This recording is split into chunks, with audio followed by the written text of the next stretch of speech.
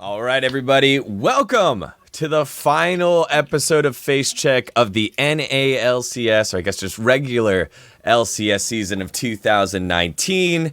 Everything we talk about here won't be just LCS specific because it's all over. We finally have our final participant at Worlds, and if it was at the beginning of the year, I don't think anyone would have said it would have been Clutch Gaming, as well as our European champion, who has been crowned the best team in the world already. We'll talk about that as well. I'm Digon, joined by Zyrene, Dom, and Loco. This was a packed weekend of esports. I know I'm going to go just slightly off topic here. CSGO had their thing. My game that I also do, PUBG, just started up. LEC had theirs. NA had their World Regional Finals. Was it Brazil had their finals? What was the other one? LPL had their finals. It was chock full of a bunch of esports. What did you? LCK had their regionals as well.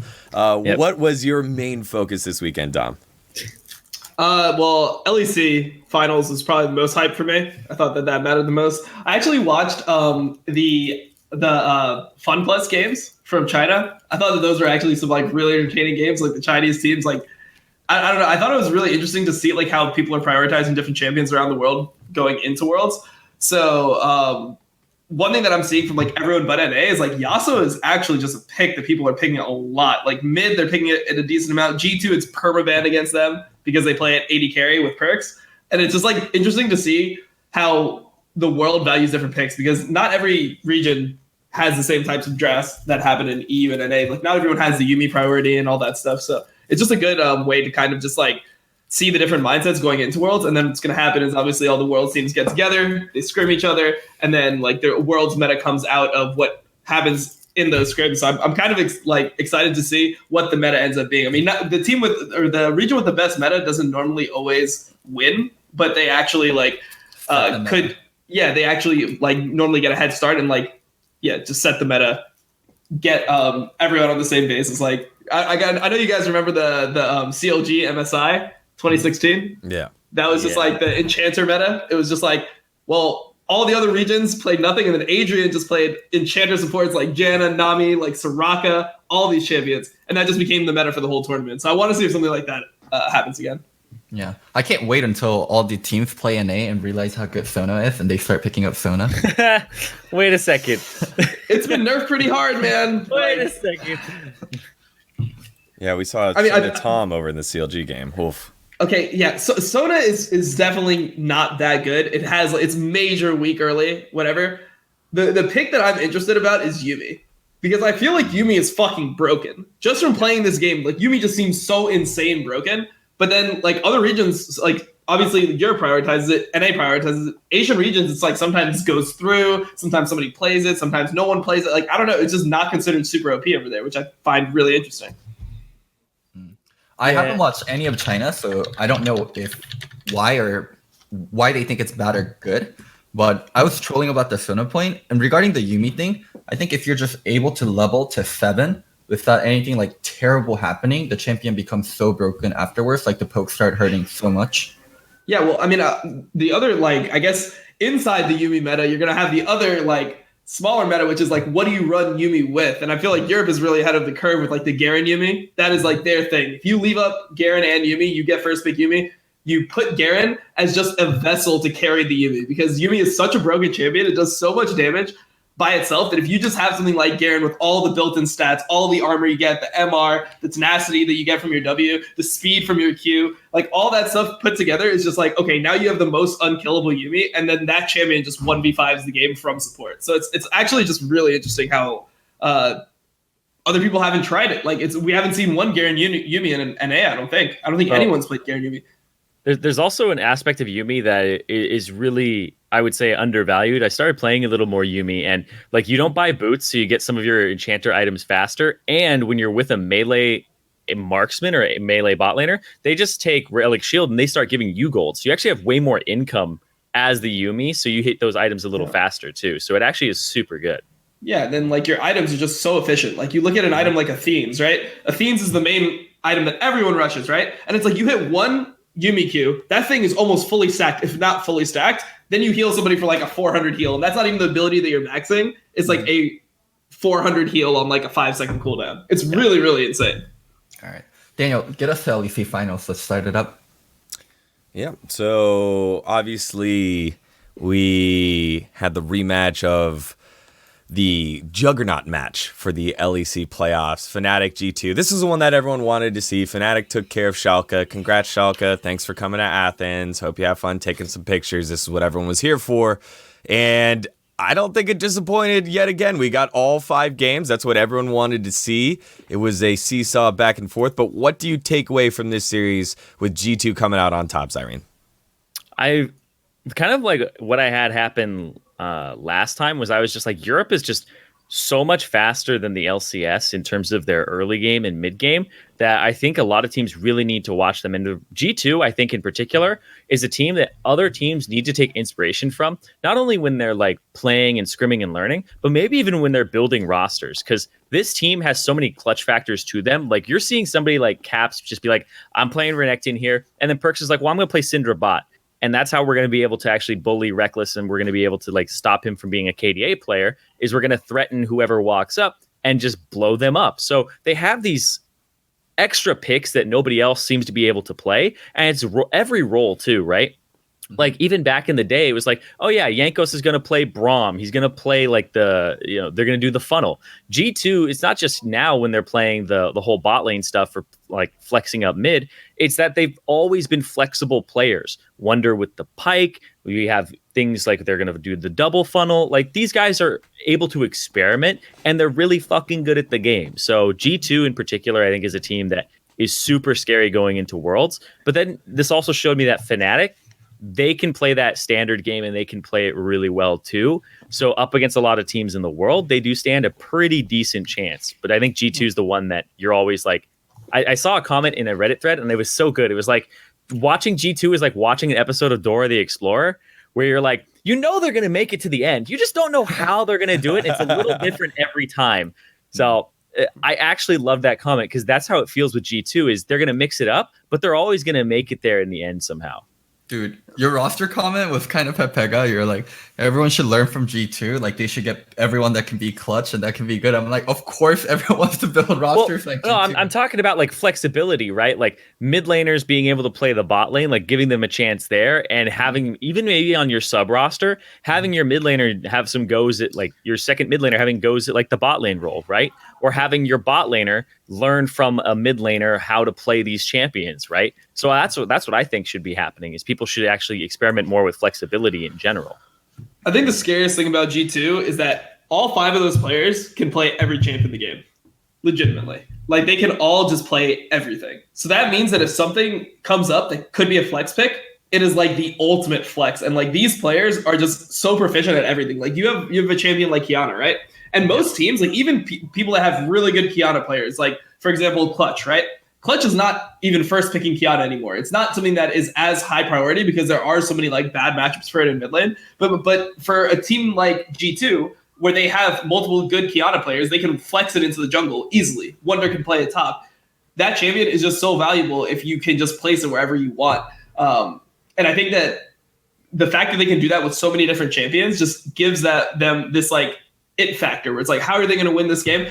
Oh, well, they picked Syndra. Well, we saw Caps have an amazing Syndra outplay last week versus Fnatic. And it's like, oh, well, he's probably going to play it again. I guess that's going to be his pick. And then they flex it to bot lane. And it's like, oh, well, now I guess Perks, he's probably the second best Syndra player in LEC. Oh, wait, they're on the same fucking team. On his team, yeah. Yeah, it's like, oh, all these players that are like so fucking good. Like Mickey X is an insane mid lane Gragas player. Like he is actually just like, he hit rank 1 playing mid lane Gragas. Like he is that good. And you just have like this player as your support. Like normally on every team, the support is like a little bit weaker mechanically than everyone else. Like your support will have good attributes to them. Like they'll be good warding. Like they'll have good mentals. They'll be like the uplifting players that play a role within the team to bring everyone up. But then like G2 has that, plus he's a mechanical god. Like that's so scary for any team to play against because they can just make any play at any time. Like you have to give them the ultimate respect when it comes to draft, and in game you have to give them the ultimate respect when it comes to like making big plays because you know that they have the mechanics to do it. Mm-hmm. Yeah, it was kind of bad going from that to watching Spica only being able to play Sejuani. So I was like, there's like night and day difference. Then in the same day too, I was just like, I mean, I'll be honest. Like his Sejuani was miles better than his fucking Skarner. His Skarner was dog shit, like really bad. All right, let's go Really back bad. to G2. Let's go back to G2. Yeah, So, good save. what you guys talked about regarding like people being flexible, like starting in like game 1, 2, and 3, I think we really saw that with Fnatic. When Fnatic had their pick, especially for Bwipo, my god, it was good. I haven't seen Jax play this well in such a long time. You know how Shinshin made that tweet about, oh, look at LCK, look at how OP mages are. Like people are playing mages all the time in top role. It's like he just selectively watches regions that play mages because EU was all about playing bruisers, and yeah, Bwipo Jax just straight up carries some of the games. I don't think I've seen Jax play that well in lane. I don't think I've seen Jax play that well in a team fight. Like Jax can be a really donkey champion when you don't get ahead, but Bwipo in combination with Broxah just being able to get the Jax ahead every time and it being a huge thing that G2 has to deal with was so crucial in game 1, 2, and 3. Yeah, I think they pick it into good matchups. Like Jax has a place, but it's like it can only function into like a select few amount of champions. It's like even champions that Jax can win against, it's so scary that you almost don't want to pick the champion. So like one of them that comes to mind is the Aatrox matchup, which is actually potentially winnable from the Jax side, but it's so sketchy. And if you ever fuck it up, you just insta lose, and people just don't even want to like play it. Whereas I feel like if you actually use your counter pick like Fnatic did, and it's like, okay, we're getting Jax into Kled. That's a matchup where it's inherently good. If the Jax player knows how to play the matchup and saves his counter strike for the dismount, he just wins the matchup like permanently. So I mean, I think it really just depends on like knowing like when these champions are strong, because there's always times for like carry top laners, carry bruiser top laners. It just isn't an every game thing. And that goes to the Hishinshin point that you just made. It's like, yeah, if you try to play bruisers every single fucking game, it's probably not optimal all the time. That's just what it is for top lane. Like you have to play more than that. I mean, we saw that from Bwipo. I mean, he didn't play everything fucking well, you know, but like played a tank, the Karma, he has the Jax, like he has multiple different picks. Mm. Do you guys know how? Sorry, do you guys know how side selection worked? Was it just EU, 1, 3, and 5? I remember in EU, it's what loser picks. I'm not sure. In NA, I know it's 1, 3, and 5 higher seed, 2 and 4 lower seed. In EU, I think it's loser gets to pick. Yeah, because I missed that, because then in game 4 I was like, wait, why didn't Fnatic, if they had side selection, pick red side? But if it's loser picks, which I think is actually a pretty good system, and I had actually always pitched that too, where I was like, why don't we just have loser pick, right? To like balance things out a little bit more, and that gives you honestly a higher probability of going 5 games, in my opinion. So, oh my god! Beforehand, it used to be you had to send in your side selection for the best of 5. Blind. Yeah, so like, you would pick your side on like Wednesday and you would send it in. And then like, let's say you pick blue side for 1, 3, and 5. And then you get there and you're like, holy shit, our OP pick in game 1 isn't working out. And we have side on 3 and 5. We have blue side pick where we need red side. We're absolutely fucked. I remember it must have been a long time ago. It must have been like 2014, 2015. It was the most garbage system. I think that was because, maybe you can give some insight on that, Zyrene. I think it's because, did you have to sit on a certain side physically where the computers were? No, you just sat the whole time right there. Like you'd get that side. It's like whatever you were for game 1. If you're red side game 1, you sit red side for the whole time, but you can play blue side as well. Okay, that just seems so weird. Then I just feel like it's a technical thing in the background of stuff. But even then, it's like, what are you swapping things between games, and it's that hard to set up the graphics for the day? Like that.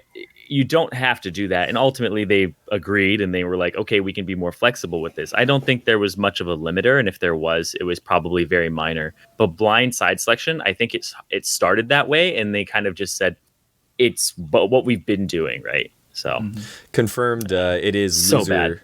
Bad. It is loser pick side. And it was 3 wins on red, 2 wins on blue. G2 won both games on blue. So yeah.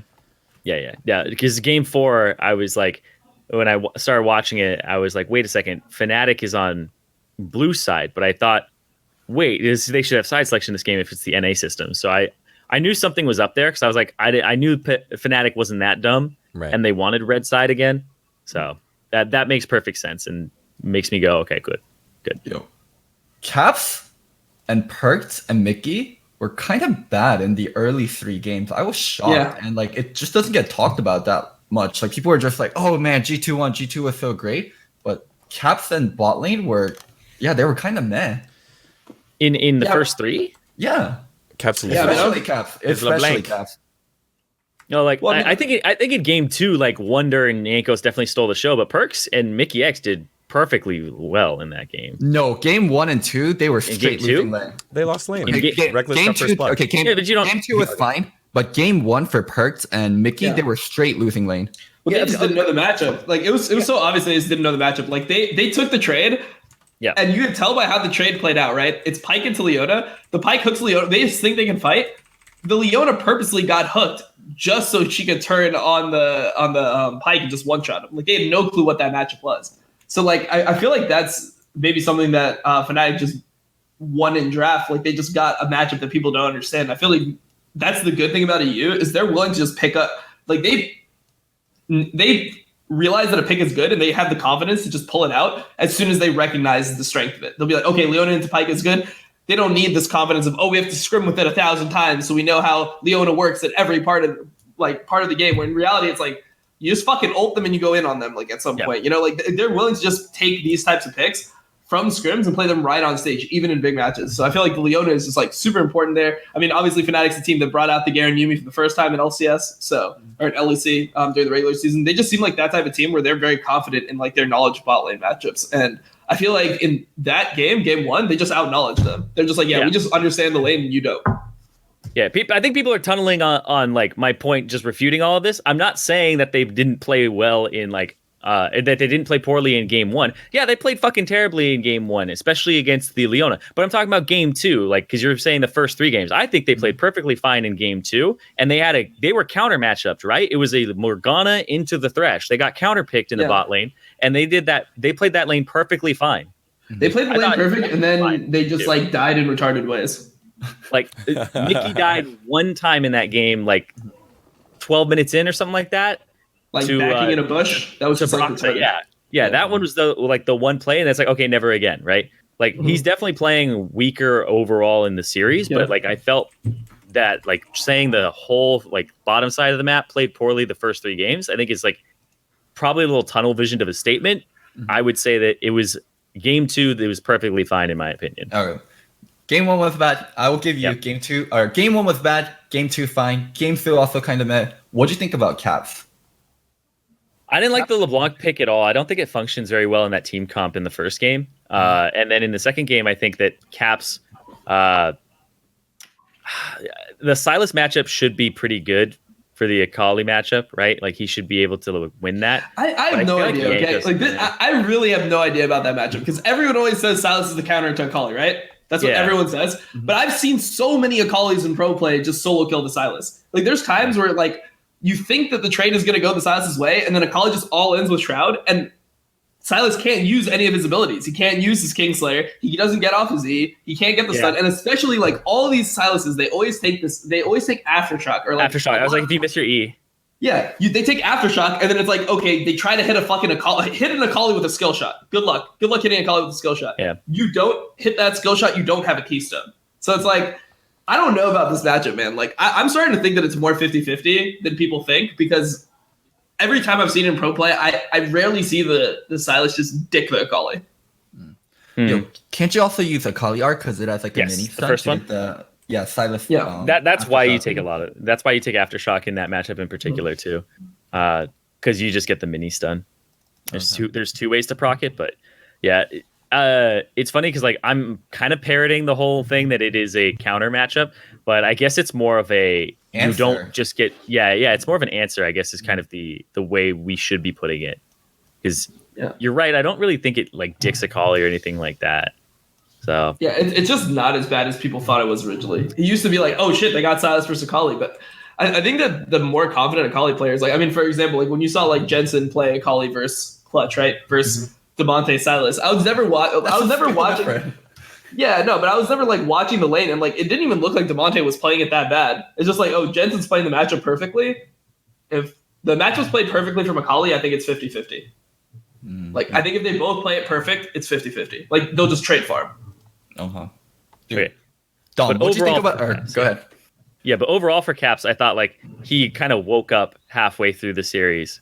So I thought he was not doing well in the first 3 games, like you were saying, especially like underperformance for Caps in particular. But then in the last 2 games, I think he really like said, okay, you know what, we need to bring this home. And I like the flexibility of the Renekton, but he definitely was not the star of this series like you would think he would be. Because we talk about Caps as the best mid laner in the West, right? If he's the best mid laner in the West, then consistency also has to be a thing. And you can't just take the good games and be like, okay, this is Caps. You have to take all his games and average it out. And when you take his top performance, I can 100% agree he's the best mid laner in the West. But when you start averaging out his performances, is he actually the best? That's where definitely my biggest he definitely is, because the thing is, like, the person that he's losing to, like when he's getting out mid lane in like the series that they played versus Fnatic last week, this series when Nemesis is playing better than him, I think Nemesis might be the second best mid laner in the West as well. Like I think that Nemesis is that good. He like obviously makes mistakes, like he makes big mistakes. But just like in terms of like raw mechanics and like knowing how to play lanes, like he doesn't lose lane badly ever. Like he makes some like uncharacteristic mistakes, but he's actually a really fucking solid player. Go ahead. I think he can still be. Okay, Perks might be second. Perks might be second. I'm talking about the ones that are actually playing like mid lane right now. Perks is probably the second best. Like I would agree that Perks is probably the second best mid lane player in LEC. I would agree with that. I still think Caps is the best mid laner in the West, but I always thought of it as like Caps is over here, and then there's all these other mid laners. But when you start thinking it, really think it through, and you average out his bad performance with his good performance, he's probably still the best, but there isn't like this huge gap. Like Humanoid, Jensen, Nemesis, I think they're all up there with him. Yeah.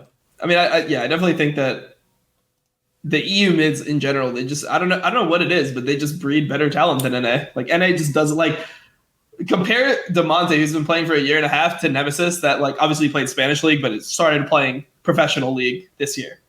You know, it's like, okay, well, Nemesis is way better than DeMonte, realistically. It's just for some reason the way that they are able to like practice, like these players are just so like versatile. Like Nemesis can play everything, right? Like what style of champion can he not play? He plays like the roamers like TF. He plays the assassins like Akali. He could play the mages. Like, what can he not play? He's just well-rounded mid laner. We've been talking a lot about individual players. Jankos got the MVP in this series. Do you feel like he deserved it? Because again, a lot of our conversation has revolved around the mid lane. So I think junglers in this series were so fucking important. Like all the laners were good, but the junglers just make it go overboard. Like when we talk about Bwipo Jax, like Bwipo played Jax well, but it's Broxah being there at crucial times, like that made the Jax OP, that made the Jax pop off.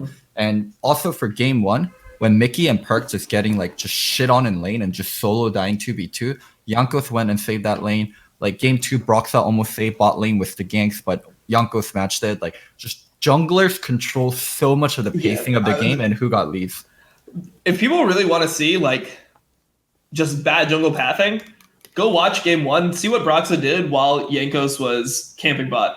Like it's actually just insane when you see what happened. And like the point I want to make is like, yeah, Jankos is the best player, but he was allowed to do way more in that series than he should have been able to do because Broxah was not playing well in most of the games. Like Broxah was like, it's obvious, like, and I don't really fault Broxah for it. It's obvious that like G2 puts a lot of pressure on the map early and it's super chaotic. So it's probably really, really difficult to play jungle against G2 because shit's happening all over the place. People are roaming all over. It's like, okay, fuck, like I need to be here, I need to be there. Oh, you're gonna get dove now. I'm gonna try to run top. Like it's really hard to keep pace with them. But if you watch game 1 and like game 3, for example, Broxah's pathing, like Jankos is doing things. Like Jankos is on the map. Game 2 even was pretty bad pathing from Broxah. He started blue on Gragas. Like he went QW, like he leveled Q and W as Gragas. Started blue. He had to just, as soon as like Janko showed up to his red, he just had to leave the red because without like your E, you can't even fight. You're not even a champion. So like there was so many problems with his pathing that it made Jankos like have more options. Like if Jankos goes bot and sits in the bot lane, does 3 camps into bot lane and sits in the bot lane for 3 minutes, there is no reason that Sylas should be 16 to 20 CS at 5 minutes level 3. Like, if he full clear the jungle, took both crabs, like, took the enemy blue buff, like, you see the guy bot lane, right? If your bot lane can play safe and not die, take the enemy blue buff. like counter jungle the wolves, take both crabs. Like there's so much stuff that you can do to like hamstring the player once they commit so much time. But because that wasn't the case, Jankos didn't get punished for doing things that are really time efficient. Like no jungler wants to do 3 camps and then sit in bot lane for a minute and a half. Like that is not efficient golden experience that you get from that play. But he had to do it in that circumstance because they were getting shit on so hard. But like in reality, I just think that if he got punished harder, he wouldn't have had the agency to like pop off as hard as he did or like carry the series or get MVP. If Fnatic won, who would be your MVP there for them? Would it be Nemesis? Would it be Broxa? Just straight in the jungle? No, definitely not. It's so hard because maybe Bwipo. Yeah, I don't know. Bwipo got solo killed so much. Yeah, like the thing is like the players, they all had really good games, but then they had like really bad games too, right? Yeah. Like who's the most consistent? I mean, I guess like Nemesis had some like shit, like he had the E back in on Akali and like that type of play, whatever. But Bwipo was getting solo killed a lot. Like yeah, if it's not Bwipo, then it's Hillsong. Yeah, I think you have to give it to Hilly. Yeah. So I'll actually tell you guys the NA system for player of the series is, and this is the way it's stated, and this is why player of the series never goes to a player on the losing team, is the mission statement of player of the series is to award the player who was most important in the team's victories. And that's why when like they do player of the series, like Huni got like MVP, right? When they put the stats up, they only show the 3 games that they won. So literally you erase their losses and then you go who was most important in their wins. Yeah. That's actually the system. So even if like somebody fucking like almost won them game 2 and Huni loses them game 2, if Huni won them game 1, 4, and 5 or did the best in them, then he gets player of the series. That's the mission. That's Riot's idea of what their play. Like I don't give a fuck what their player of the series thing is. My player of the series is who I think played the best over the course of the series. Yeah, that's how I view. That should be everyone's. Yeah, exactly. So who the fuck cares what Riot says? Like we don't have to do that shit. You know, like their idea of what player of the series is just wrong. Like, that's not like the player of the series is who played best over the course of the series, not who's the player of the winning part of the series. Like what the fuck? Yeah. That's nothing. Yeah, and it may have changed, you know, since I left, but like that's how it was back then, and I was just like, but I mean, it's still been like almost two splits, right? Yeah. So in the EU finals, in the EU finals, or in the EU gauntlet game, right, or Juggernaut game. In the Juggernaut game, EU does their vote for your player of the series presented by Mobile One or whatever their sponsorship is. Yeah. I remember Medic and Vedius talking about, well, how do you rate any of these G2 guys? And they were like, well, who hard carried in their wins, right? How do you value if someone hard carries in the wins and ints in their losses, right? How do you value Bwipo compared to then it's like average. You try to average it out. Yeah. It's like if he inted super hard and then he carried super hard, and then somebody else on the team played consistently well in all the games, you give it to the guy that played consistently well in all the games, in my opinion. Yeah. Gotcha. So if that's like the factor that we're going to use, then like I think it's Hilly as well. I was just settling on like the old system that we had, and that's why I was like Bwipo, because I think in their wins he was like pretty instrumental on the Jax. You're free from the shackles. Don't worry. I know. I gotta reprogram my brain. We can do a real player of the series on our show. Oh shit!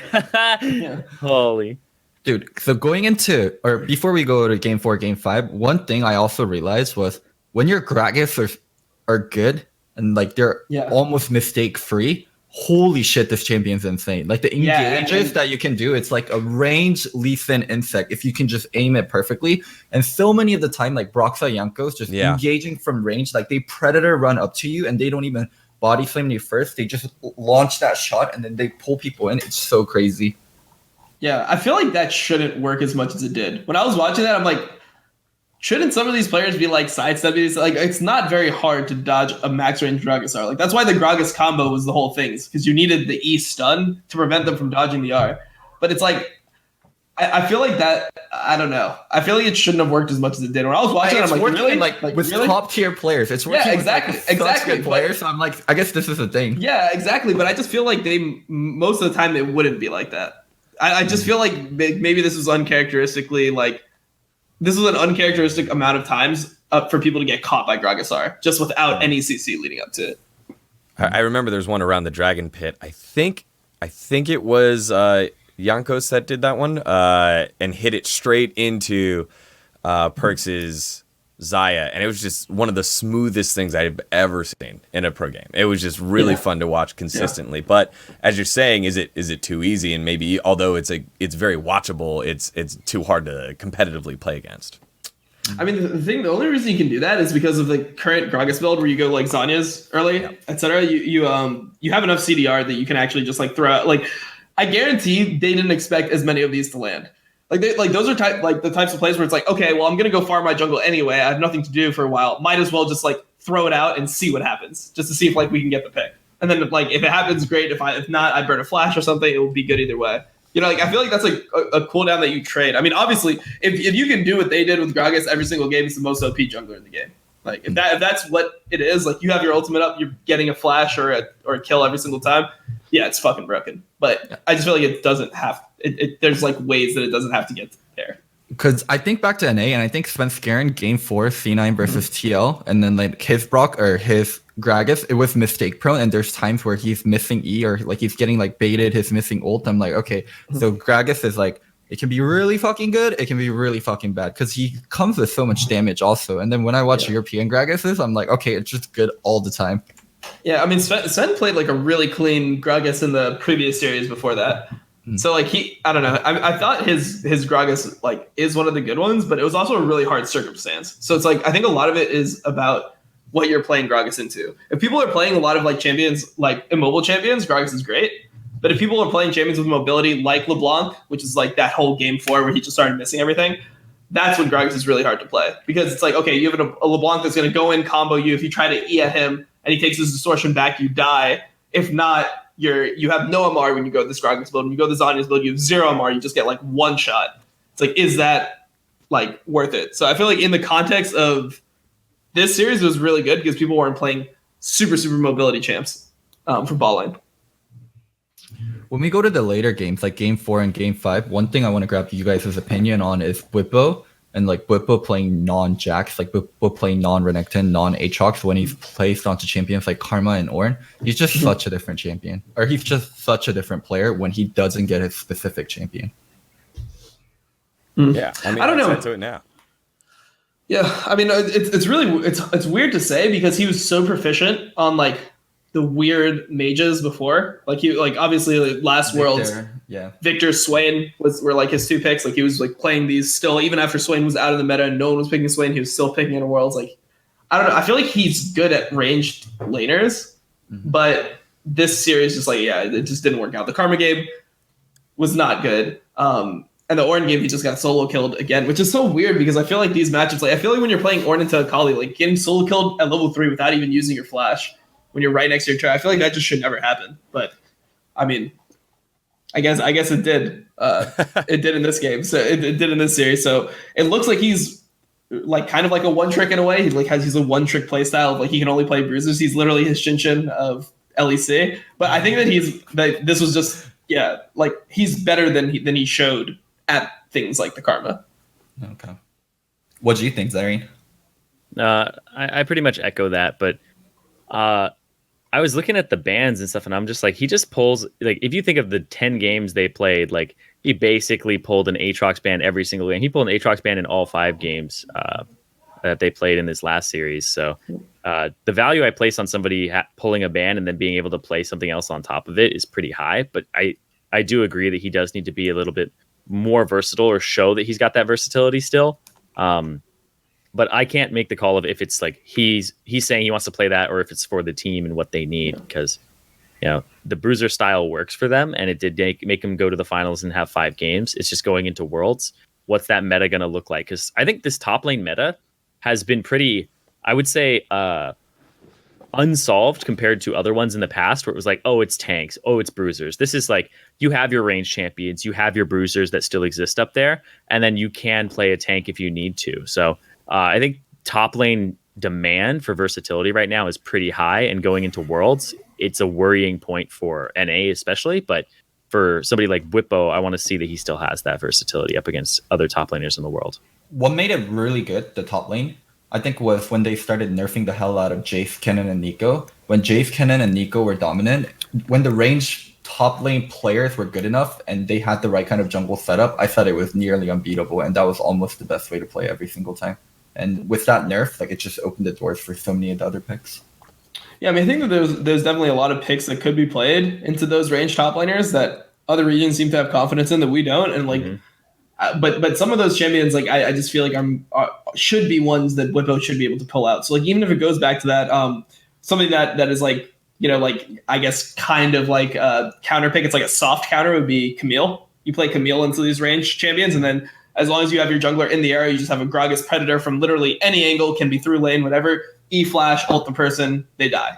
You know, and even if we saw an LCK in the regional qualifier, they're still playing Kennen over there.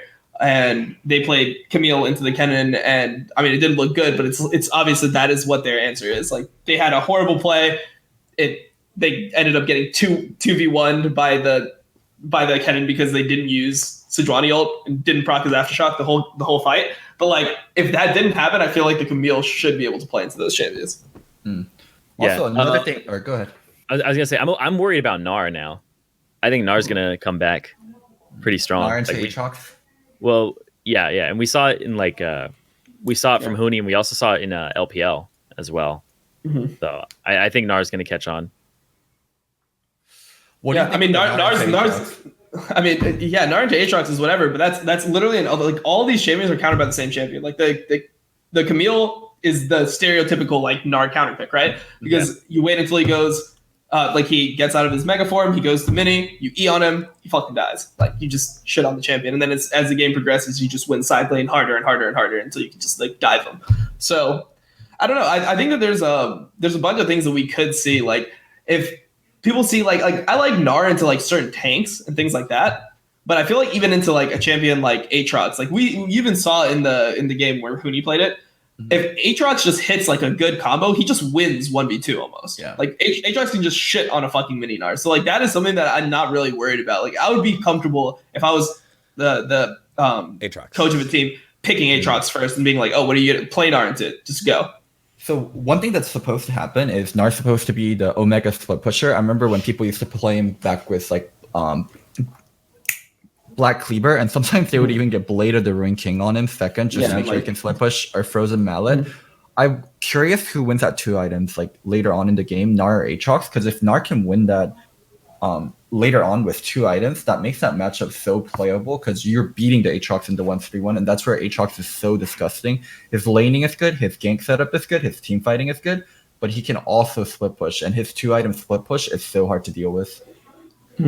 And I feel like as the ranged champion, this is how it's supposed to be. You're supposed to be the one where if you mess up, you get punished very hard, and it is easier for the melee one to punish. And I think we'll hopefully get a couple looks at that as we move on forward. So let's wrap up this discussion here on EU on this specific matchup here. You guys want to hit game 5? Finally, where we finally get to see something a little bit more untraditional from G2. Go for it, Dom.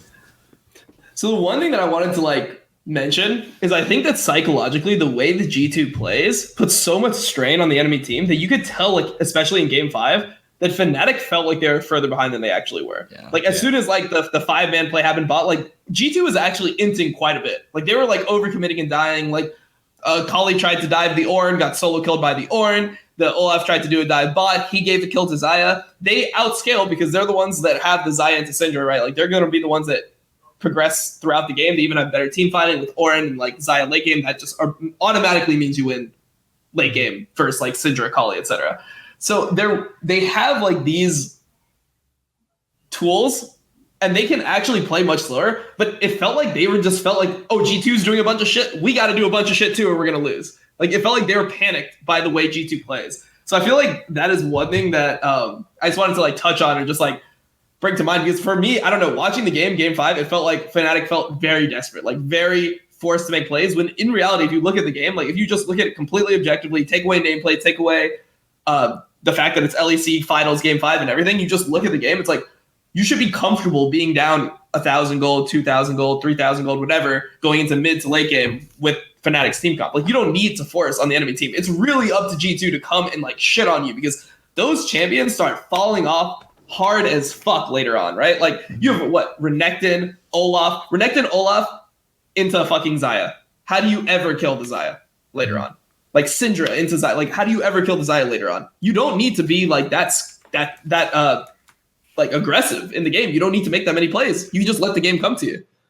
Yeah, I feel like G2's mentality is like G2 is reverse TSM, where when they have like an elimination match or elimination game, they literally just go, fuck it. And they just play even better than they played in their previous games. They don't crumble under the pressure. They actually stand up to it, or they go like, what pressure? We're just fucking around here. And that happens over and over again in their game fives, or even just like the games where they're winning a series.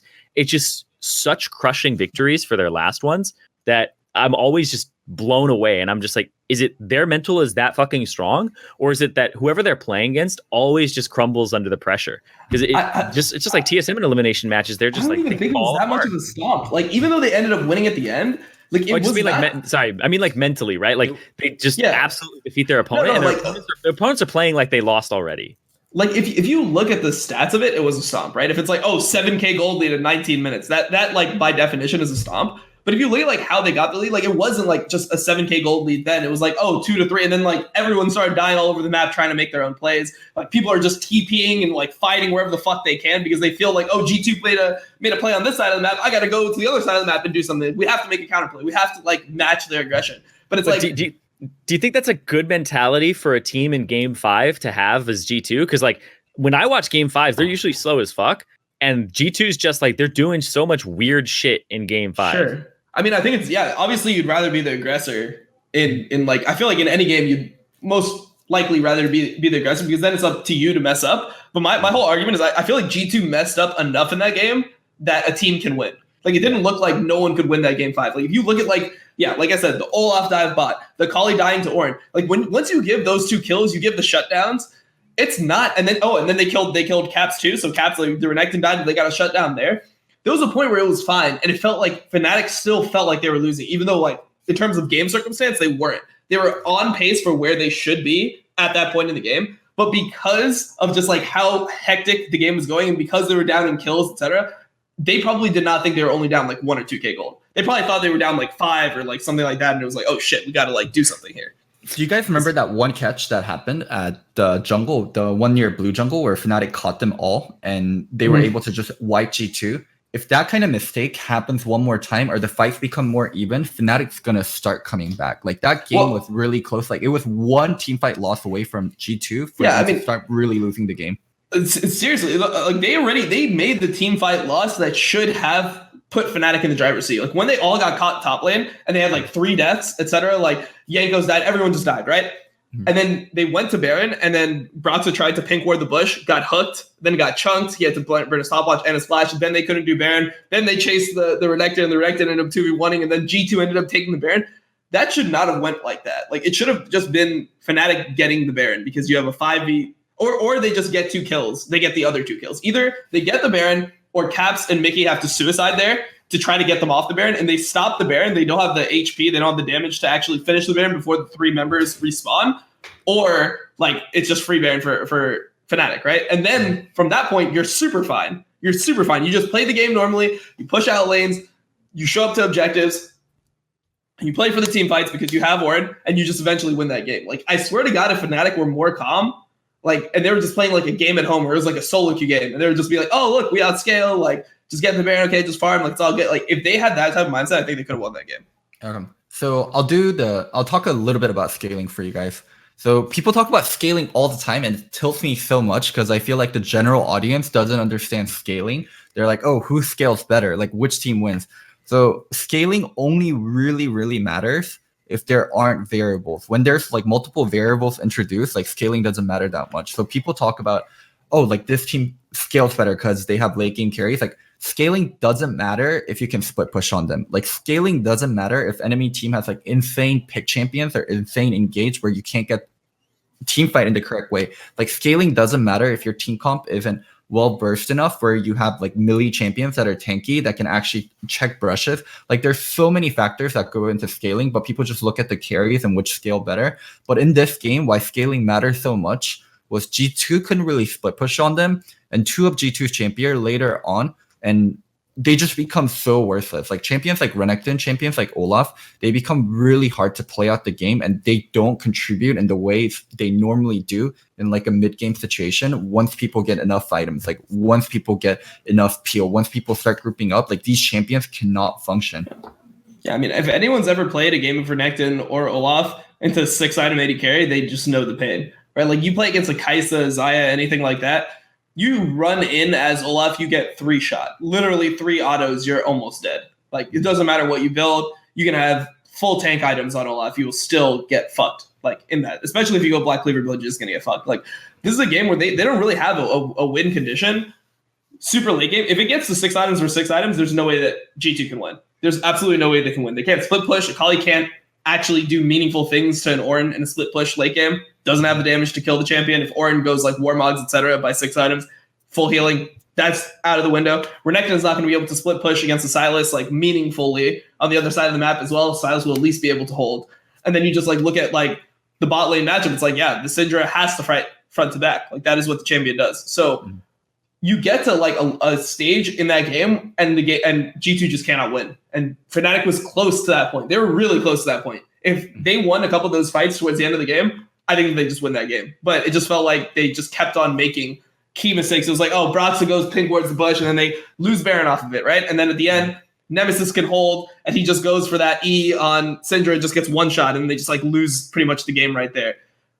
All those micro mistakes ended up just preventing it from ever getting to the stage where you saw like a 5v5 team fight, or you saw like G2 versus Fnatic on even footing. It was never like in the late part of the game where G2 didn't get a pick or something to start it off. They never were just like running over and just dicking them with like pure force. Also, Fnatic thinks so one-dimensionally about things sometimes, especially in Game 5. So the Ornn versus Renekton matchup, that's a nightmare matchup for Renekton. Like, as Renekton, so you want to go in, and why Renekton trades are so good is you can go in. A lot of people will do auto W, but the good Renektons versus melee champions that can trade back well will do E, just W, auto, and then cancel the last part of auto with Q, and then E out. You can't do that versus the Ornn. Ornn, whenever he uses W, he has unstoppable, so Renekton can't get that good trade on Ornn anymore. And later on in the game, like, you just don't have kill potential on him. Like, he can beat you in lane, so you can't be a lane bully. They're just like, okay, what if we swap Akali and Renekton? They picked Ornn into Renekton. We just swap, and it destroyed what Fnatic picked Ornn for. So you no longer have Bwipo on a carry. You have Bwipo on Ornn versus Akali, not the Renekton. So that also played like a huge part. That's a two threat comp. Like at the end of the day, it's like you're up to like the Sylas and mainly the Xayah to kill everyone in that team comp. And it just felt like Fnatic was too desperate. Like the plays that Fnatic made, but they didn't wait for like good opportunities to make plays. They were like if you even just saw like level 9 mid lane, a guy is about to take the lantern, and Bwipo is trying to like flash E into the wall to cancel the lantern in order to like try to get a pick. And it's like, you don't need to like waste your flash and do all that to try to get a pick. You literally just like Syndra walks up mid lane, you throw the Ornn ult. Syndra's then fucked. Like she has to flash, or like she's dead, or she has Zanya some shit. She's dead if that happens. Like you can just go for like easier plays. Like those plays are just like so high risk, low reward.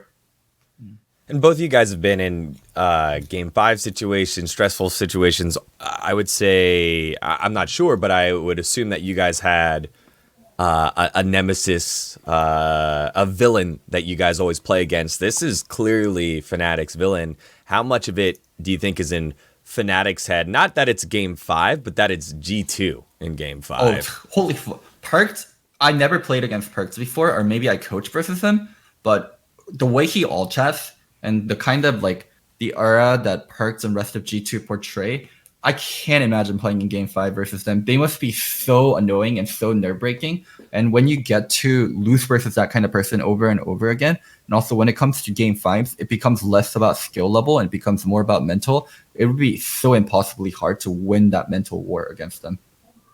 Yep. I mean, I think that's just part of like what G2 does, just the way they are, the way they play. It like forces you to like stand up to them. Like you don't want to let them do what they're doing, right? Even if they have early game champs, if they're winning early game, you're like, man, fuck these guys. Let's just fight them. Like they're not as good as they think they are. Like that's how it feels like what Fnatic's mindset is. They just want to beat G2 at like G2's game. Where it's like G2, I feel like Fnatic has like their own strengths. They just need to let like shine through. Like generally speaking, they have like maybe more consistent setups. Like G2 has probably more complicated, more like unique setups around like Baron and things like that. But I'd say like Fnatic has better like fundamental setups and things like that. Like when Fnatic gets a lead, the way they close out the game is like very methodical. So it's like instead of letting like those types of things come through, they just try to like fight G2. And G2 just has the best mechanical players in the league. So most of the time you're just not going to win that. Man, yeah, like G2 versus Fnatic, I feel like almost always comes down to like mentality. Like game 5 becomes so stompy. I feel like we get it's been the same way in the 2 best of 5s they played in the last few weeks. Fnatic comes out with like a really good game plan. They get an edge on G2. G2 figures stuff out. Like it was don't allow the Jacks, don't allow the Bruisers, don't allow TF. And then in game 5, G2 already just won mentally going into the game, and it just doesn't make a difference. Yeah, I would say that this game 5 was significantly like closer than the last one though. Yeah. Like the last one, it was like, oh, you have the least like Fnatic tried to match G2 in draft. I feel like in this series, at least Fnatic like had a defined like win condition over the enemy team. Whereas in the other series, it's like, okay, so you have Elise, which is the most early game jungler, and then you have triple AP topside. You have Elise, Akali, Kassadin. It's like, what are you trying to do here? Like you like kind of scale. Like, because you want Kassadin to be later on into the game because Kassadin's broken at 16, but then you have triple AP, so it's really easy for them to itemize MR. And then it's like you don't really scale that well if they just build MR. So it's like, what is the whole point of the comp? It just doesn't make sense. At least this comp made sense, and like they had a way to win the game. Yeah. Oh, one thing about scaling that people don't talk about enough, once Ornn gets to his breaking point, level 13, and he gets double item upgrade, and then level 14, he upgrades your 80 carries Infinity Edge. Oh my god, that is actually some bullshit scaling. That's some artificial scaling that shouldn't be in the game. It's 1,000 gold for every item. So when you look at the scoreboard, the score is actually going to lie to you because they're actually 1,000 gold up in combat stats for each item. Yeah. So it's pretty close when you meet that mid game and it's even. And it's just like, oh, well, he's actually 2,000 gold up. He's 2,000 gold up. And every time he gains a level, it's just another 1,000. So it's pretty bullshit, like you said. Yeah. Yeah, if they just played that game with like more of the mentality, I swear to God, they're going to review that game. They're going to be like, holy shit, we should have just won this game. Yeah. I bet you they're going to review it. They're going to feel like they should have won it. Yeah. Everyone feels that way about game 5. Sure. Yeah. That was different. There was a lot of trades. No, You'll bullshit your way into, actually, if he did this and this and this, we could have won that game 5. Everyone does that. But you know when you're bullshit, like the last series, they didn't go into, they're not like, oh, this draft right here, we were going to fucking win. They know that they're going to lose that shit with the Kassadin and Akali Elise draft. Like they knew that shit was over. This one was like, we could have won. We were actually so close. You know? That's rough. Random question about that game 5. So when I saw the Ornn and the Ornn and Sylas, and the matchups were Renekton and Akali, do you think they should have swapped the lanes and they should have just gotten the better matchups for their champions? The Ornn into Renekton matchup is brutal. They need to do everything on their power to make sure they get the Ornn versus Renekton matchup. Yeah, so it's like put Ornn in mid lane, put Sylas top. So it's Sylas versus Akali, and it's Ornn versus Renekton. But then you have Ornn mid. It's still do you good. think they should have swapped?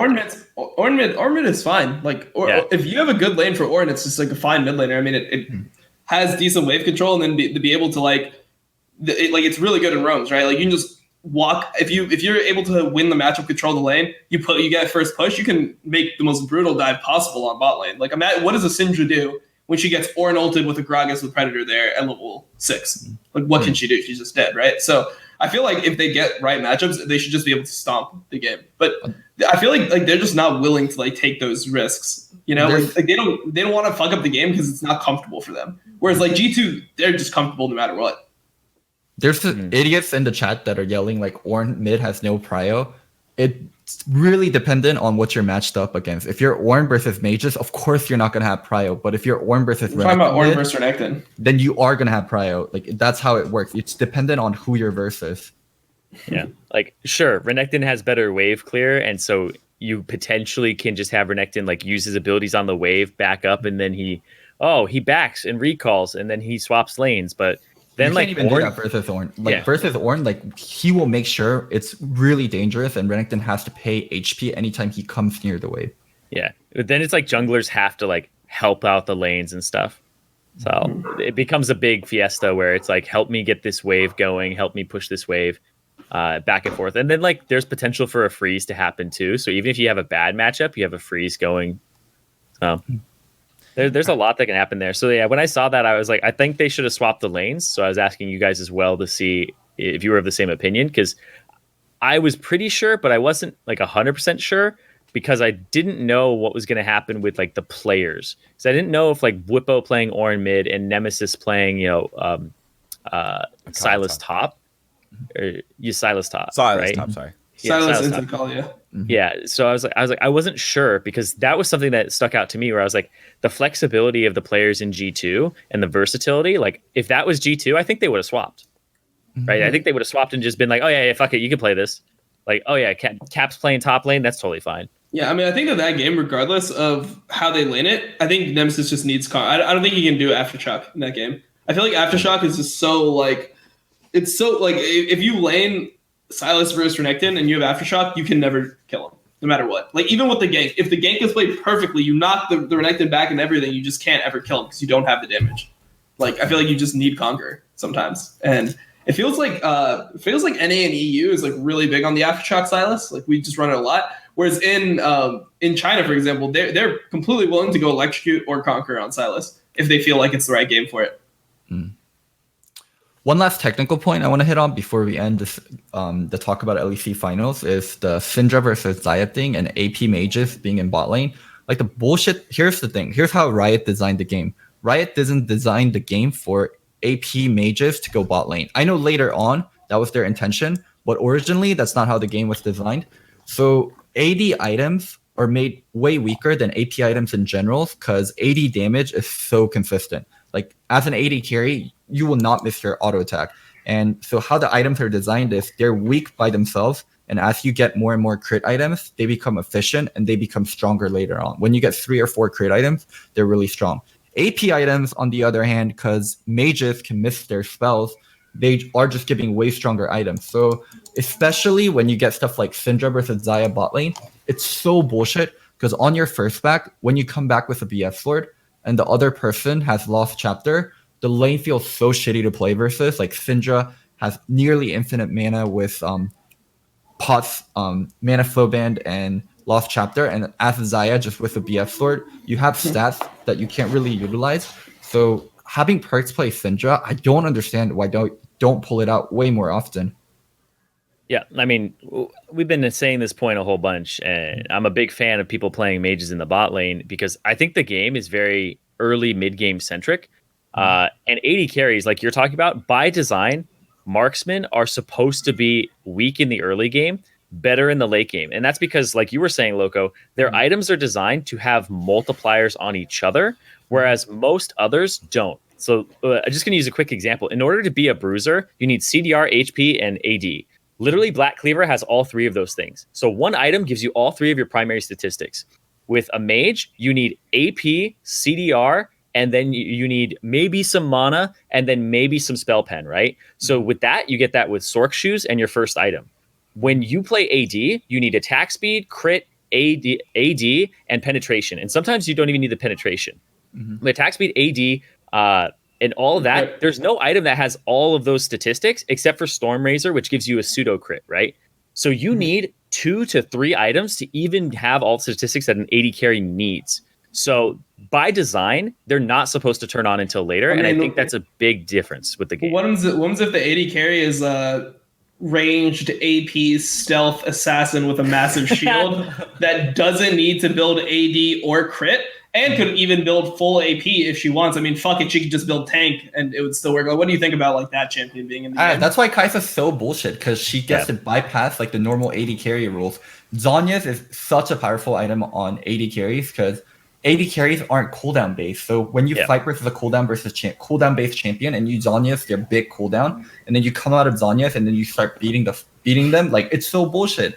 Like, that's why Kai'Sa's just a terribly it's so insane. I just feel like the reason why Riot keeps it there is I feel like it's what Riot wants out of an AD carry. Like, it's a cool looking AD carry, right? Like, they want the movie, they want the call to be like, and Uzi dives into the backline 1v4. Is he gonna kill him? He's stealth. And like, they want to like go down the fucking road of like getting these hero plays from the AD carry, and you'll just never get that with something like Jinx or something like Ashe. Like, you'll never get those big highlight plays. So I feel like that is just something that Riot keeps in the game. They want it to be strong. They want it to be viable because they feel like that allows the like AD carries, the heroes of their team, to just show off and look really fucking good. So one thing they do is there's champions like Kaisas, there are champions like Yasuo that have insane play rates, right? Champions like Lee Sin, they have insane play rates, and people aren't going to stop playing those champions. And if you nerf those champions, then they might not play them. But even when Yasuo and Lee or Vayne is pretty shitty, people play them. So what they do sometimes is make champions that are different versions of that. So I think we're going to get like a Yasuo lookalike. I think we're going to get like a Lee Sin lookalike, because Kaisa is a Vayne lookalike. Kaisa is like a modern Vayne, and I'm sure Kaisa ate up a bunch of like the Vayne player base.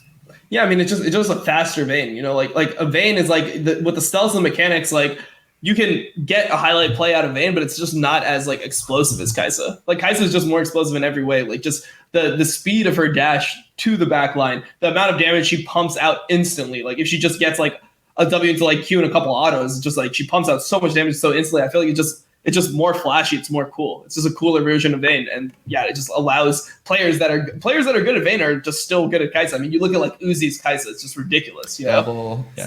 Doubles lifts Kaisa is ridiculous. Like, those players can still look as good on this champion. So as much as I'm loving the AD talk here, let's bring it back to G2 and Syndra's pick. How do people battle that, right? How do people battle it? Okay. Oh, wait. So I wanted to answer Zyrene's So I think the reason why they don't pull out the Syndra more is because there's so much AP that is OP right now. So many AP champions are super OP. And it makes it so, like, if you run Syndra bot with a bunch of other AP champions, like, you just have, like, a shit team comp, right? So it's, like, things that are OP for mid lane, like Akali, you have Sylas, Azir, things like that. So, and like, Kiana is banned versus G2 every single game, so they can't really go to Yasuo is banned every single game, so they can't really go to. So you're so limited. It's like, if you run an AP mid, I mean, obviously they run Renekton, which is why they could run the Syndra in that game, but it's like, I feel like you just end up, and also like jungles, Gragas is super good jungler, Sylas really good jungler, Sejuani is still played in other regions. Those are like all like, I mean, Sejuani does actually more physical damage than magic damage, but it still does a decent amount of magic damage. It's just, there's so much AP around that you don't have the option to go an AP bot laner a lot of the time. That was what I was going to say. Yeah, and I think it was the other way around before, where it's like every mage everybody in the mid lane is AP with very little AD, and bottom lane was always AD. So when you have to change the damage palette of your team, right now I think it's okay though, because like you said, Yasuo, but I don't think Yasuo was like banned against them at all. Like, you could pick up the Yasuo. It was banned against Yasuo. G2 gets Kiana, Yasuo bans every single game because of perks. Every single game it was that, and then they swapped the Yuumi and the Rakan every time that they were on the sides. Yeah, it was, so they're banning 2 AD away, and that's why the Renekton came in, which I thought was really smart. And then it was the Olaf jungle, because you can play Olaf or Jarvan in the jungle.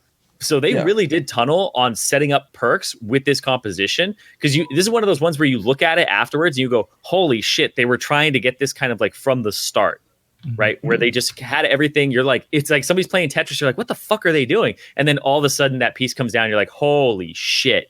So they actually set up perks for having this Syndra pretty much from the get-go. And I thought that was super smart from them, because having that diverse damage palette is necessary, unless you're running all AD in clutch gaming versus TSM. Yeah, which I was going to say later. I feel like these are such like valuable points, and I feel like that is one of the things that people really overlook with clutch. But yeah, we'll get to it eventually. All right, cool. So taking a look at just overall G2 and Fnatic, and G2 moving on after winning back-to-back championships and just being dominant. Actually, back-to-back championships, I think, and being dominant.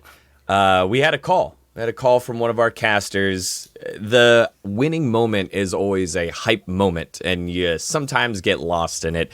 And Medic, I think, had a fantastic cast. Listening to it was on point. Froskurin and Vedius also closing that one out was a lot of fun. Congrats to him and to that broadcast team. But he did say something along the lines that G2 are the best team in Europe. They're the best team in the world. And that ruffled some feathers of some people. And we got a tweet from Travis Gafford saying, LEC casters so hype about G2, they just proclaim them the best team in the world, which then was clarified by our friend Mark Z. Travis didn't quite phrase the point correctly. I totally agree with the arguments that G2 is the best team in the world. However, the winning call of a regional tournament is not the correct place for that declaration because it was not what they were fighting over. And it led into a bunch of other tweets. Jack from Cloud9 said, actually, I think it's great. Congrats to Ocelot, took that opportunity. And it spawned some conversation here. Do you think we're nitpicking in the fact that G2 being proclaimed the best team in the world after winning Europe? Or do you think that's a valid point and a valid conversation? Because they have won the last regional tournament. They have proven they were the best region from that regional tournament. And then back-to-back defend that going into Worlds. It's just the wrong comment. Like, it doesn't even matter if they are or they aren't. It's just the wrong comment, because what that is they won Europe. They're the best. What they did by winning that game is they proved they are the best team in Europe. Mm-hmm. And then the World Championships will decide if they're the best team in the world. So regardless of whether they are or they aren't, it's completely irrelevant. It's just the call there has to be, and G2 proves that they're the best team in Europe. That should be the call. But also, G2 is the best team in the world. And also, like, one of the things about best team in the world that I think is so hard to do, and people just won't straight admit, most people don't watch all 4 regions.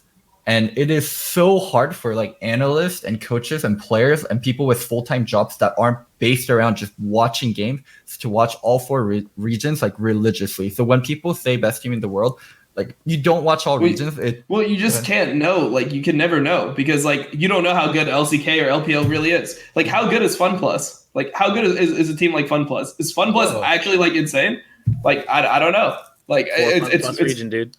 Yeah, I mean, it's just when you look at all of it, it's just I don't read that much into MSI, to be honest. Like, I don't think there's enough teams there. I don't think the tournament format is good enough to define that team is the best in the world. Like, for me, like, I don't know, the teams that always, like, I would still be fucking scared of IG. Like, even though they're the 3rd seed from China and they made it in Game 5 regional qualifier, whatever, like, that's a team that fucking won Worlds last year. That's a team that was the best team in the world less than a year ago. Like, I don't know if, like, just MSI disqualifies that. Like, yeah, sure. I mean, based off that, right? Like, that means TL is the 2nd best team in the world. I don't fucking believe that for a second.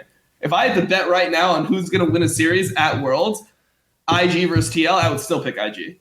Regardless of if NA placed higher in the last international tournament, or the fact that IG is the 3rd seed and NA has TL as the 1st seed. Like, I don't give a fuck about any of that.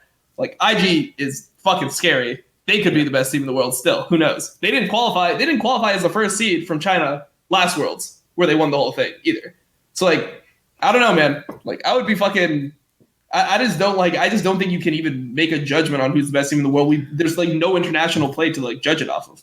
There still can be a favorite, and there still can be the best team in the world, and I think that has to be G2. The only region I haven't watched is China. I watch Korean playoffs. I just need to watch LPL. I haven't seen any team show kind of the flexibility, the tempo, and the mental fortitude that G2 has shown with all the high skill level. So when it comes to this comment, I think I have, like, a fuck ton of expertise in this with my casting background. I think that this comment, he corrected it. So it doesn't matter if he meant Worlds or Europe or whatever. What he said, it came out of his mouth. That's what everybody's going to hear. So yes, that's a failure on Medic's part, but I think it is fucking irrelevant if G2 is the best team in the world or isn't the best team in the world, because contextualization is what is lacking here. For example, if this were the LCK and SKT won, you bet your ass Papa Smithy could have said, and SKT, the best team in the world, will return to the world stage to prove once again that they have what it takes. It's like, everybody fucking eat that shit up. I don't know. Contextualize it. Like, I'm just saying, like, if this were, like, 2 years ago and he did that, 100%, people would be like, oh, cool. Of course, but that's also matters. Yeah, no, I definitely agree with what you're saying there. But, like, also, like, SKT, like, won multiple world championships in a row. and they won an MSI, and they were consistently the best team in the world for longer than G2. This iteration of G2 just started this year. We've only seen them play MSI. They won MSI. Sure, I would say they're one of the best teams in the world without a doubt.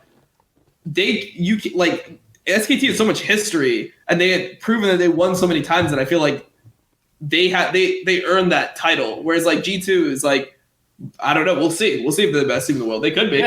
Yeah. I mean, and that should probably be what he should push towards.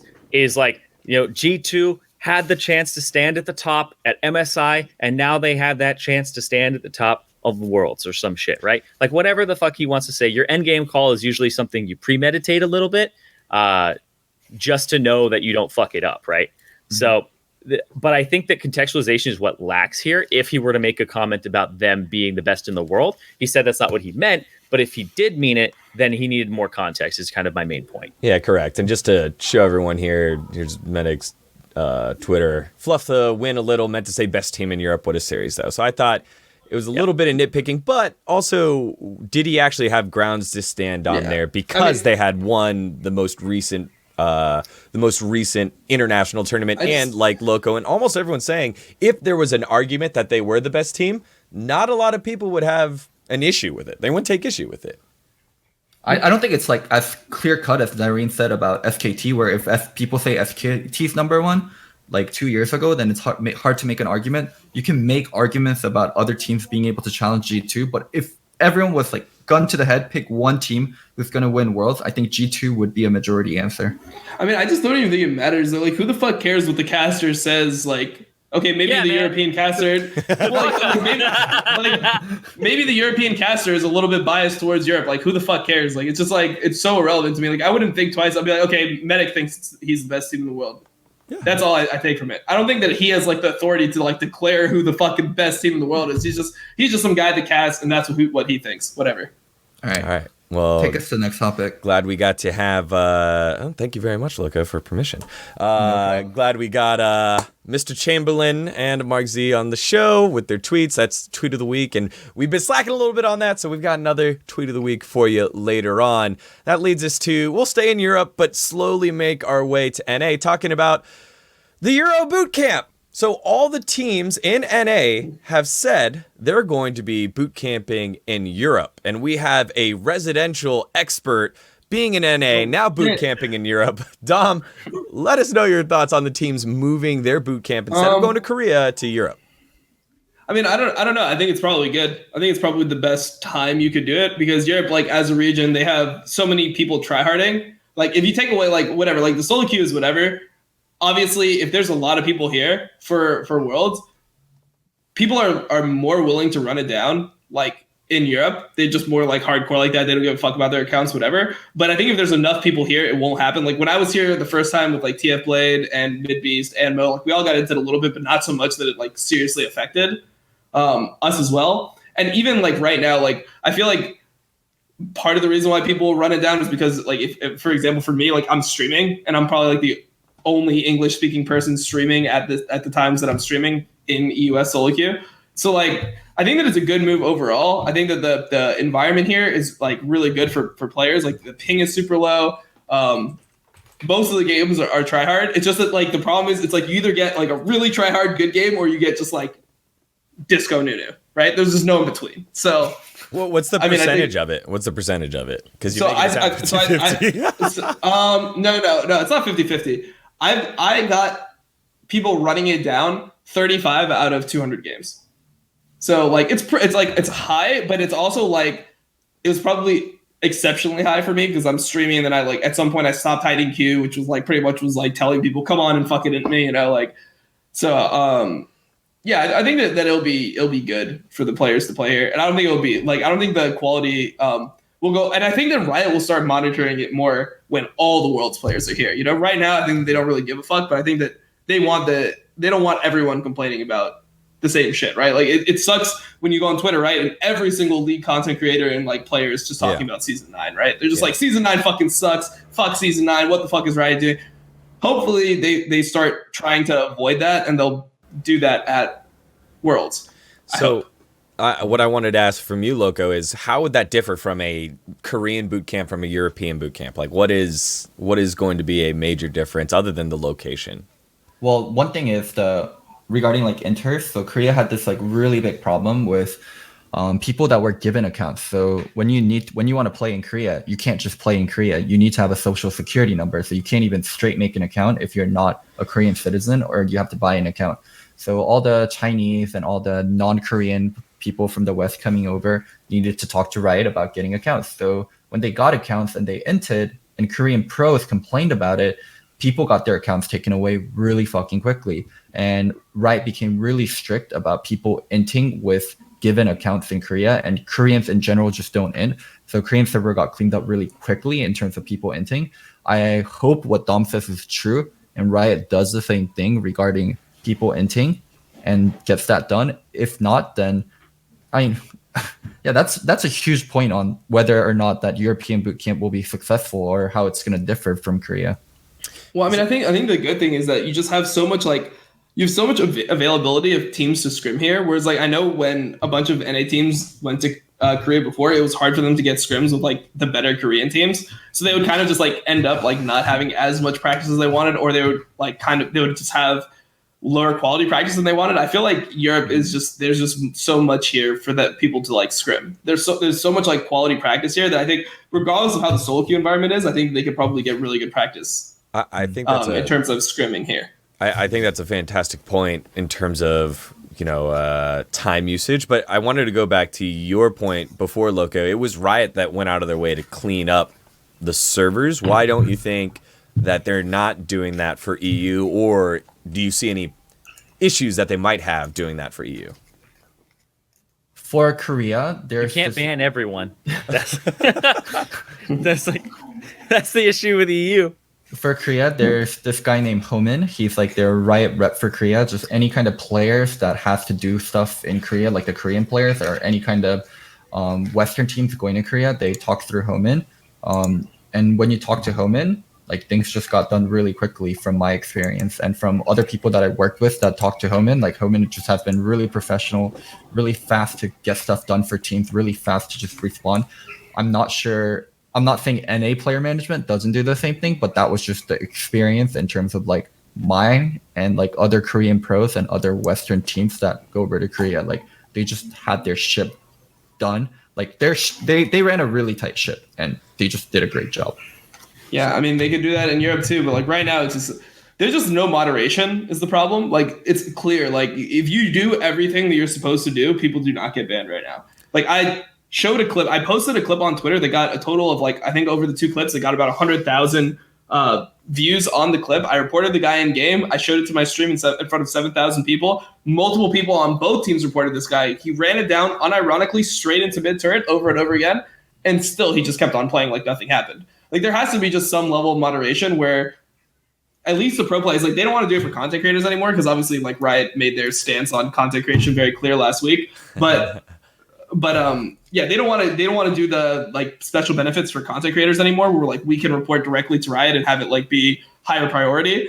They should at least do that for the pro players here because like this it's not like there's that many inters. The problem is the inters don't get banned. So like the same person will int you like 5 fucking times. And it's like, oh, well, great. Like it should just be like, okay, this person ran it down. There should be no excuse. There shouldn't be like a second chance. If you run it down, Moby Boots, Disco Nunu, Cleanse Nunu, whatever, you run it down unironically, like just straight into the enemy mid turret, you should just get a 14-day ban, period. Maybe a permanent ban. Like, it should just be a one-time thing. I wonder if there's like a lack of empathy in that area because like that would require, it's a very unique experience to be somebody who's even just a top 1,000 player because you're matched against a lot of the same people all the time, right? Mm-hmm. And when you're streaming, people can snipe you and actually just go into your queue if they're even like within like 100 elo of you when you're near that top. So you can have people purposely get into your game all of the time. Whereas normally the League of Legends experience for people is, fuck that guy, I'll never see him again, right? It's just like, oh, just move on with your life, right? If you're in gold, you can just insta-queue right after, you'll get fucking 9 new players almost every time. Yeah, you know? Or like wait a minute or something, it's fine, you're not streaming, they won't wait a minute. So, and people like hide their queue and shit now too, but then it's like, That's why a lot of people like keep their friends list fucking clean so that they can't even like nobody can see they're in queue, right? Yeah, I don't know. I mean, I did hide Q and all that stuff, but it just doesn't matter. The problem is that like anyone feels like they can do it. Like before, it was like a thing where it was like, shit, I should just like never int. You know, like as a player, like if I ever int, who knows what the fuck could happen? Like people were scared to do it. I got inted by an Ultra Liga player today. A professional player from Poland ran it down on me with Disco Nunu today. Like just he just did it, right? And it's just no one gets banned. Like no one is afraid of any type of punishment because no punishments are handed out. Like it just doesn't happen. It's basic human behavior. If the punishment is weak or punishment is light, then people are just gonna do stuff more and more. So it's like people were dabbling a little bit. Like everyone would like they're like soft into a little bit. They're like, I trolled a little bit. Didn't get banned. And then they just keep on going a little bit further until they're just like cleanse fucking Nunu straight down the goddamn mid lane. Let's go, boys. Like it just fucking evolved into what it is right now.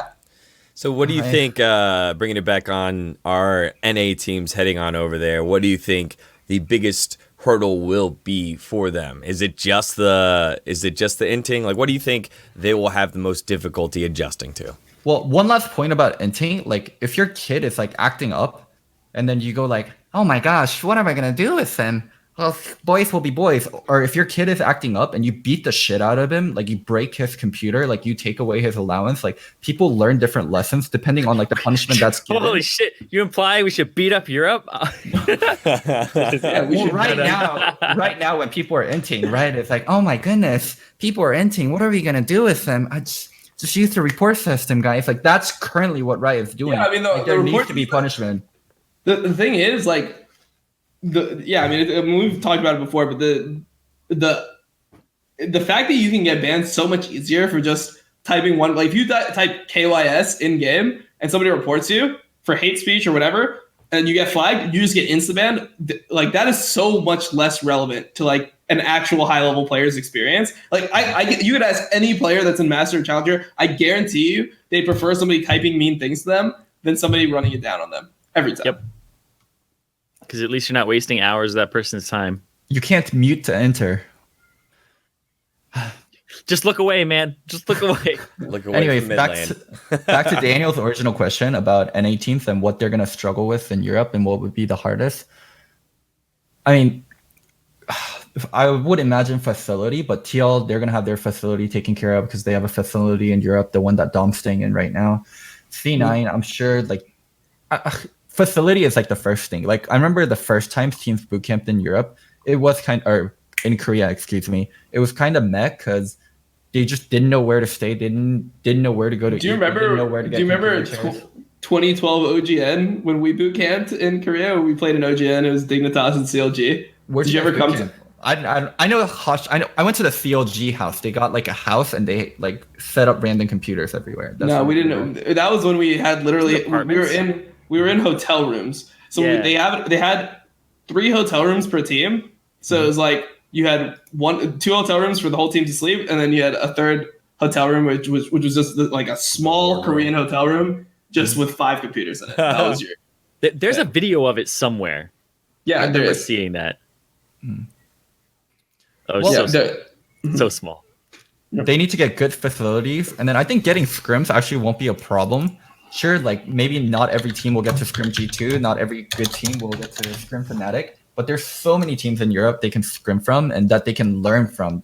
I think there's so many things NA teams will learn from European teams. So I think it actually won't be that problematic. I think it'll go pretty smoothly. Probably not the best it can be because it's the first time, but no team will have like huge problems. Did you hear like people were saying that Fnatic and G2 won't scrim Cloud9 because of MSI leaks? I'm not sure how true that is. So I actually did talk to Reaper about it. Something like that. When that did happen. And then Reaper said he talked to G2 people and it was chill. And people are going to hold grudges. And like Jack will also solve things. Like I'd imagine Jack and Ocelot are good friends. And Jack is someone that goes out of his way to make sure his team can get good scrims. So I just don't imagine that being like a big problem. All right, cool. Well, what do you got, Zareen? Do you want to finish you out with that thought there? No, I wanted to ask Dom. I was like, Dom, how long are you staying in Europe? Are you going to stay there for when people boot camp? Yeah, I'm coming home like in one day. As soon as the good players leave, you come back to climb the ladder. It actually sucks because of my ban. It was like I just spent my whole time grinding an account to master, right? Getting banned and then grinding another account to master, and then I just leave. Like, I don't even get to like peak or anything. It's just like the ban kind of fucked me over. But whatever. It is what it is. Challenger blue balls, dude. Should have been a good boy. Well, I mean, it's not even should have been a good boy because literally everyone fucking buys their accounts. Like, you think any of these streamers level accounts? You think they spend 18 hours leveling in bot games? No. Did Rat ever get banned? No, that was just so insane. Yeah, I mean, it's just obvious. Like, yeah, I was obviously a target ban. Should have kept your mouth shut and taken the Riot. It is what it is. It is what it is, right? I talk shit to Riot. I pissed them off. They banned my accounts. Like, that's just how it works. I'm not like surprised by it. I'm not. Like, it just is what it is. I shouldn't have pissed them off if I wanted my account. I didn't necessarily think that they would just start target banning all my accounts, but like it is like whatever, man. I said what I wanted to say, so yeah, I have to take the punishment. Yeah, it's weird though, because like you got to be well behaved as a content creator and set an example and be a role model, but at the same time, so like you have to play by their rules, but at the same time, you get extra punishment, but you don't get extra reward. Is what it felt like. Like, yeah, you are target banned, but you aren't able to get supported and have other people target banned. Seems a little bit weird to me. Yeah, I mean, it's just like, I mean, it is what it is. Like, they're within their rights to ban me, right? Like, I did buy an account. They can ban me if they want to. It's just like the kind of like the thing was like Riot just kind of like, I don't know, like turned a blind eye to it in the past. All content creators do. What the fuck? You think all of us who came here last time leveled accounts? You think all of us? You mean when people do, what is it, unranked to stream? Yeah. They didn't level the accounts off stream like they said they did? What? Oh, I mean, it's just smart, right? Like, this is how it is. The price for somebody to hand level you an account is about $200 to $250. If a streamer can earn more than $250 in 18 hours of streamer, every streamer can do this. If you can earn $250 in 18 hours of streaming, you'd rather just stream because like leveling is just painful. Anyone who's leveled recently just knows how pathetic that is. It's just so insanely boring. Like those accounts where I like half leveled. You know, I would do half the levels, and then I would just pay someone to do half the levels, and I just couldn't do it. It's just so insanely boring. Like, who's gonna sit there and do it? Well, with Dom coming home, that means we had an opportunity to send new teams over there. I could figure out how to get that one smoothly. Let's talk about Gauntlet, guys. All right, so Clutch was up first, and FlyQuest was on the menu. Clutch obviously finishing in 5th place, FlyQuest 6th place. We're trying to figure out which team with minimal hope was going to come into the Gauntlet. It was going to be FlyQuest, and so now Clutch Gaming started off their run against FlyQuest. It was a 3-1 victory. Zarian, what were your thoughts on that series? I was a little stunned by IWDominate's tweet to Pobelter afterwards. Like, Roundhouse Ups and Downs still have the potential to be the best LCS mid, though. Yeah, NA LCS, NA. I mean, he said, he's still. Oh, you just said best LCS mid IMO though. Yeah. I think Pobelter could still be good. I don't think that this is. Yeah, sure. Why not? Like, why not? Best NA? Like, you mean best out of LCS miss? Yeah. Like, you don't like. That's what he said, right? Yeah. Who is that good right now? Like, you look at like. I feel like there's levels way above what NA LCS mids are hitting. Like, you look at like Jensen, Niski, who are the best two we have, and you compare that to Nemesis and Caps, and it's like, okay, they're significantly better. Like, I feel like Pobelter, like he's been close before. There's been times where he was second best. Mid. I would pay good money to bet that Pobelter would never be individually better than Jensen ever again. He might place higher than Jensen depending on teams, but individually, I can't ever see Pobelter being better than someone like Jensen. I could see it. I mean, I thought I think he outclassed Jensen last year, right? In 2018. Like people thought that it was like he was considered the weak part of the team. The reason why that shit was a 3-0 is he was just like dicking Jensen most of the games in finals. Like, it wasn't like he just was dog shit. People just like to over tunnel on what happened in esports. It's just like in league, it's just recency bias. It's like, oh shit, well, Jensen is much better than Pobelter right now. So then that means like if I had to rank last year who the best mid laner was in NA, I would not have put Jensen over Pobelter at the end of 2018. Hell no. Especially not after those Aurelia games. Like, yeah, Pobelter popped off. At the end of the split or like the end of the year? End of the split. End of NALCS. After they played finals and they 3-0'd them. All right. Well, let's dissect this a little bit. So for me, I think if you're a great player on a shitty team or on a team with like big holes, you often have to sacrifice part of your game because of your weaker teammates. And if you're a pretty decent player on an amazing team with amazing players, you actually get to benefit from playing with amazing players. So like comparing Pobe on TL versus Jensen on C9, it wasn't a very fair comparison. Yeah, but I mean, right now you're comparing Jensen on TL to Pobelter on FlyQuest. Like, yeah, but how do you like? Jensen's never been on a bad team. Just look at them individually, and I just cannot see Jensen making any kind of mistakes that Pobelter does. And also, when I look at world performance from Jensen and Pope, even on like better teams with Pope, like Pope has never done anything close to Jensen at Worlds. So just looking at like the feeling of what Jensen has done, I don't think Pope will ever get close to that. Yeah, I mean, I think that like if I had to guess, I would not bet on him doing it, but that's different than having the potential to do it. So my statement is that he has the potential. Like I could see him being better than Jensen. I don't think that it's impossible for him to ever be better than Jensen again. Oh, I can live in a world where that's possible, but just not likely. Yeah, sure. Yeah. Mm-hmm. I mean, obviously, it's never likely for somebody who's doing bad right now to be good, right? Mm-hmm. Like who is doing bad right now that you'd be like, oh, it's likely that he'll be good again? Like Bjerg. I don't know. Bjerg. Yeah, but Bjerg, I don't even think Bjergsen's doing that badly. We will talk about this in the Clutch Gaming series. Like, I don't think that. Like, I think he is the best part of that team, straight up. I agree, but that team's a hot garbage. Like that's fucking hot garbage. Yeah. Right, so when you have hot garbage, you have an 80 carry that dies at the beginning of every fight. You have Broken Blade getting analed by Huni for 4 fucking games straight, and then you have your jungler who's like first timing Skarner in LCS. What the fuck are you supposed to do? Like, how are you supposed to win that series? We'll get to that. Let's go back to Fly and CG. One thing that surprised me in this Fly versus Clutch series was because of Clutch and because of this game, I didn't think Clutch would be the team that wins Gauntlet. They started out so rusty. I can't believe the level that FlyQuest came at. Like they had a 1 month prem and they just came with this like stupid ass NA team fight playstyle again. And the fact Clutch struggled in some of the games made me really be scared for Clutch. I mean, Clutch is, I mean, I don't think any of these teams are that good. I think we have a really weak 3rd seed. I mean, the whole meme during that series was like, the final series between Clutch and TSM was like, one of these teams goes to Worlds Omega LOL. Like, that's what the chat was just spamming, or Keg W, or LOL W, whatever. Like, that was just what it is. It's like, one of these teams goes to fucking Worlds. How fucking pathetic is this? Yeah, we just don't have a good 3rd seed. Our 3rd seed, like, I could see our 3rd seed losing in play-ins, straight up. Oh, God.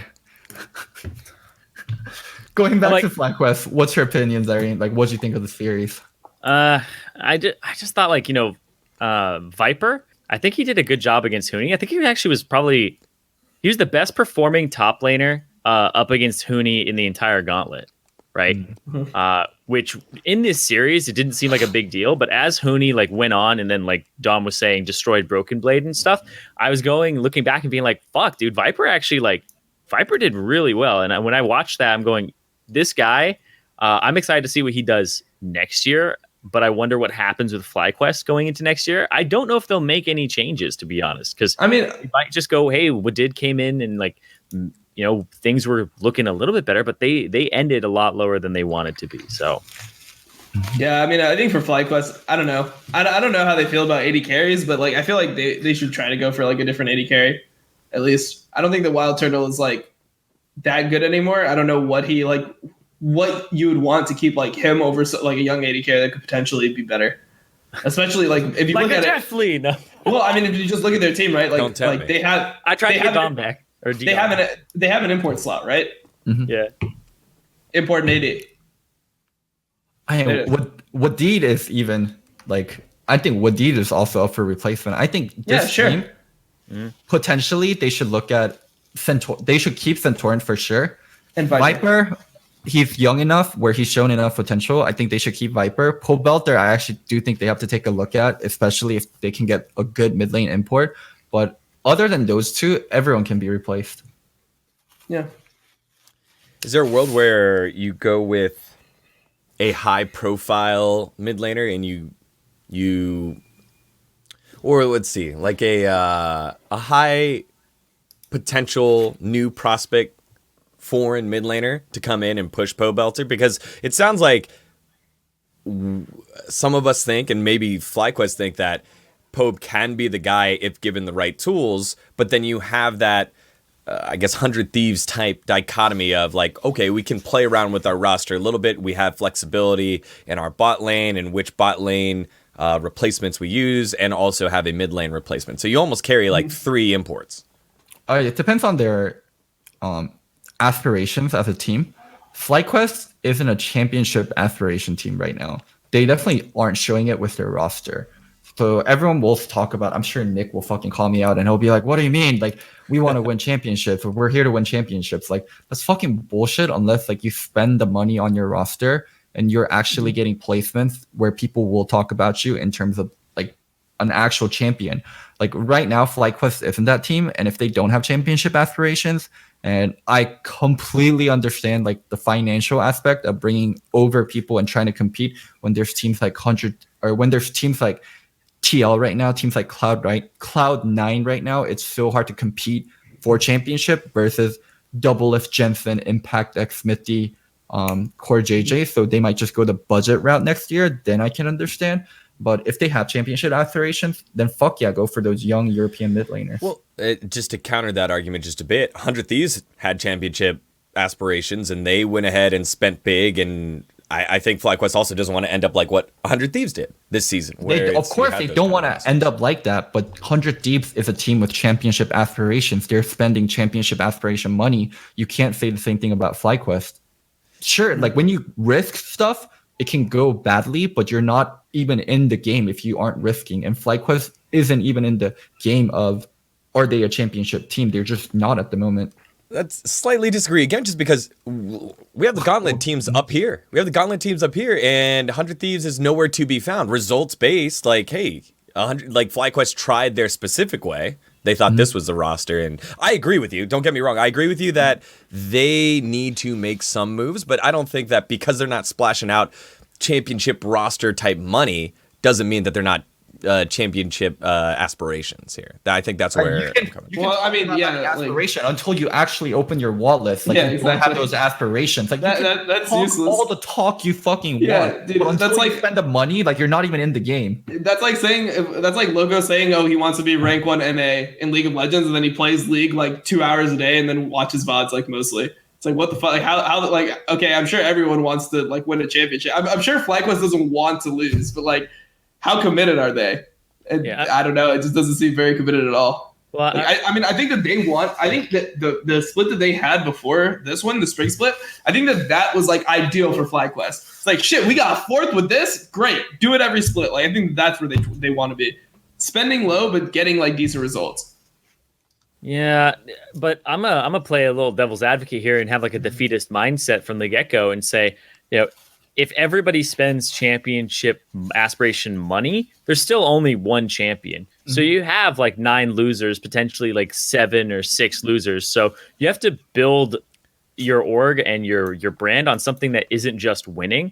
Mm-hmm. And because there's going to be teams that operate at a mega negative because they spent championship aspiration money and they have to make it up in some other way, or their investors go, what the fuck are you doing? Yeah. Right. I mean, then it's just a ticking time bomb of eventually when people go, where are the results? But it's like, well, how are you going to compete against TL and C9? Because it's like, if they spent championship aspiration money first, they get there, they start getting that, they start winning, and then they start having that almost snowball effect of they keep winning, they keep getting more money, more sponsors, more people want to have their brand there, boom, boom, boom, and it just keeps going. So in order to disrupt that takes a huge injection. Mm-hmm. Well, I mean, I think that a lot of the teams, like, you can just tell there's a divide between like mentalities of like what organizations have.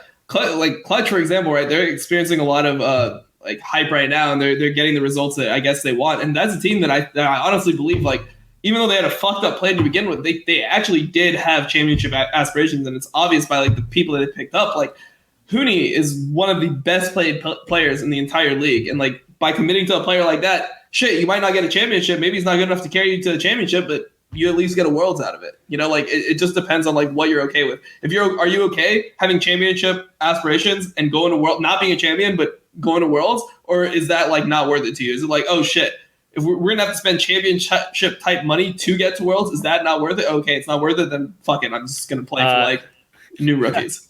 And next year, Clutch Gaming will be Dignitas. So like, it's like that type of thing where Clutch is like, well, this isn't yielding the results. Our team fucking sucks. Like, holy shit. And then, boom, then this happens. Like, you wonder, do they think, oh, maybe we pulled out too early, maybe we sold too early, stuff like that. Because you have to get results at some point, and if you aren't getting them, then you have to pull out. And it really sucks if you're spending a lot of money. I'll say something also crazy. You know who was a team that didn't have championship aspirations this year? TSM? TSM actually didn't have championship aspirations. So you don't think so? I will take public comments that were made by the highest upper management they have, and I think I can prove this. So Leona, I think in an interview or in a small clip, has said, my goal this year was to make top 3, was to build a roster that was going to be top 3, and we accomplished that, so I'm proud. So she said that in spring. So she specifically didn't say championship, she said top 3. So I think they had a certain amount of budget, and their goal was, can we make top 3 with this budget? And they accomplished that goal. But how much how much like how much is that just like trying to like temper their fans' expectations? Because like TSM has such like a ridiculous fan base already that it's like right after they don't even make it to Worlds, I feel like if she comes down and is like, all right, we're gonna win a championship, and she like blows more smoke up all the fans' asses, then they're just going to be even more vicious when TSM fails. So maybe like they want a championship, but she just doesn't feel comfortable saying it. It's like kind of the same way NA teams used to always be like, our goal is to win Worlds, and then after like being so far away for so long, instead of like just bringing all that extra pressure and making your team like the laughing stock, you just say something that you think will be more like realistic, so that people just calm down, or like they give you a chance to actually perform. And potentially, let me add on one more thing. Parth, whenever he talks about spring, especially in the big statement that he made, he said the roster overperformed. So him saying the roster overperformed and they made finals, if that's overperformance, their actual, trajectory for their performance. But that's not how I didn't take that like that. I think that he said like they overperformed for how good the team was playing, not like for what he thought the team would be. I think that maybe like for like when he put the team together, it was like, oh, this is a champion. This is a team that can win. This is a team that we want to get like at least top 2. So and like they performed up to expectations in that situation. But I think that like when he's saying that, he's like, oh, for how bad we were, like he knows how good the team is based on how Scrim results went. He thinks that they placed higher than they probably should have. Okay. Final point. Maybe they bought into it, but they were starting with 2 players that weren't very proven in LCS. Like even when they start with Grig, he's not someone that's extremely proven in LCS. And they're bringing in Broken Blade, who it was a standout talent in Turkey, but he's a standout talent in Turkey. He's not someone you're bringing over to win championships. Like TSM this year, I think if you go back and just look at the roster that was built compared to the other roster, wasn't a championship aspiration team. Like they were experimenting with so much parts. And they're also one of the lesser spending teams from the doc that was released on how much money people spend. I just don't think this was a year where TSM went all in to win championships. The year they got Sven and Mitty was a year where they had championship aspirations. The year they picked up Hanser, they picked up Sven Skaren, they picked up Doublelift was a championship aspiration year. I don't think this year was. I think that's fair. And I think we've hit on a lot of points here about championship aspiration. FlyQuest, Clutch committing to Huni, TSM. I know that was a term that was thrown around a lot, that this year was going to be a championship year for an organization that I used to work for. So, there you go. There's a lot of different ways to go about it, ways to do it. TSM did pretty well for what we consider, or what we think might not be a championship caliber year. All right, so closing thoughts on FlyQuest as an org and FlyQuest this season. Dom. I think that summer was like definitely an underperformance. The closing thoughts would be that they kind of like got what they paid for. Like even though they ended up like 9th in the summer, I feel like on average over the course of the whole year they were probably like the 6th or 7th best performing team, probably 6th based on like the fact that they went to Gauntlet over the course of the year. That's what you get. Like that's probably a fine performance for what you came into it with. You had a rookie support in JJ, you had a rookie top laner in Viper, or I guess JJ was like he played like some games in the previous bit, but he's in my mind he's a rookie. So you have a bunch of young players, you have the veteran mid laner, you got like a 6th place team. That's it. Hated. I feel like FlyQuest, like I was not very high on them at all when they came in with their new like roster and their changes, because I felt like the team had already peaked in a sense and reached the potential that they could with that roster. They came in with like a lot of synergy into summer. And then it was like, well, this is a team that, you know, or I guess in spring as well, is just like, this is a team that has already figured out their teamwork, but it's not going to get any better. And we just watch them stay at the same level. So I hope they find different ways to play the game, is not just around Viper, because that's how they will win games, is playing around Viper. But like Dom was saying, maybe they have to make changes. And I'm excited to see what they do, because FlyQuest hasn't spent like as much as some other teams like, you know, we're talking about. So if they do open up the wallet, what does that look like? Who do they get? I mean, they started the year with 0 imports. I think they're the only team, right? They're the only team that had 0 imports on their roster. All-American team, yeah. I mean, you should be happy if like other people are paying for imports and all this stuff, and you're getting like 6th. It's not that bad. Yep, that's the money ball. Logo. Well, they were definitely not a championship aspiration team, and I think to a certain degree it's fine. As Dom talked about, not everyone can be a championship aspirational, and you also kind of have to feel out the field. If TL's going to spend the kind of way they do next year, if 100 Thieves are going to do the same thing, and C9 is going to do the same thing, do you really want to get into the game? I like what they did with Snickers. I like what they did with like FlyQuest hydration. And like, you like that? At least they're doing something. They're not winning, so they have to do something. I like that they're doing something. No, that's the podcast title. They did make an attempt at content, at least. Like they had their channel. They did like their vlog. Like each week, the player had each one of their players like switched off doing the vlog for the week or whatever, and just like having the camera follow them around. I mean, I thought it was all right. I don't know. It was fine. Dude, team content is so hard. You don't get views on team content anymore. It's like so hard. Legitimately, like some of the influencers that teams have, they like double or triple the amount of team content views just by posting like random YouTube highlights. Well, I mean, the thing that's so sad is like when you look at like the views that team content gets now, it's so much less than it was in the past. It's like lower than like average content. Like I can put out like a bullshit garbage highlight video of me playing solo queue and I get more viewers than like the TSM like Legends episodes, which is so weird. It's like, why does no one care about these teams anymore? Like, I feel like those things go ahead. No, I mean, it's just like Squad from TL, like all those things, like they're getting under 100K views. It's so weird. Well, I think there's multiple aspects to it. That's only for the hardcore fans. It's not for a lot of casual players or people who are invested in some of the personalities. I think a lot of the personalities are pretty weak and focused on just winning, right? And people want to look as good as possible on those shows. So there isn't really like that drama or anything like that. There's a lot of quality control, and I think it's really PR. But also, those things are long. And almost every team is trying to put something out. So it's like, am I going to watch 100 Thieves Heist this week? Am I going to watch Legends? Am I going to like, when I was casting, is like, I watched all those shows, and it takes a big chunk of your time on a day where you're just spending like 7 hours watching all of these different team content. And you're going, holy shit, like, how is anybody going to ingest all of this? So it's very like select fans. So it doesn't have like a wide appeal or to a casual player. And then you go back and you're just like, remember when other teams weren't doing this? Because I think the market is oversaturated. Remember fucking like TSM, was it Cribs or something like that? Like Game Cribs? Yeah, Game Cribs, dude. That shit, like, people were like, oh shit, Chaos and oh fuck, Dyrus. Like, people like were invested in the personalities of the players, and there wasn't really much other content that was similar to that.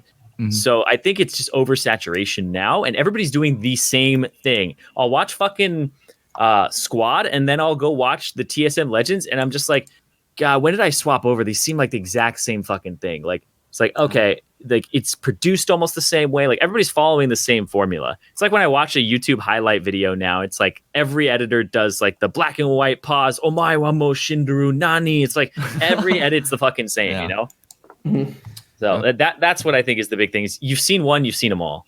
So I think with I thought of this before we move forward. FlyQuest fits the profile that you're talking about, Zyrene, where you need to spend low, win, get more money, get results. Like that's what FlyQuest has done. They've had all these products in place that the sponsors can now attach to. They also have the sponsorships, and as we all have discussed, they've spent low, got good results. So maybe, according to Zyrene's breakdown of what a championship roster needs to do first, they might be the next one that spends big next season. All right. Thank you, FlyQuest, for a solid season. Let's move on to everyone's heartbreak, everyone's big letdown. It's a catfish of a team. It's CLG.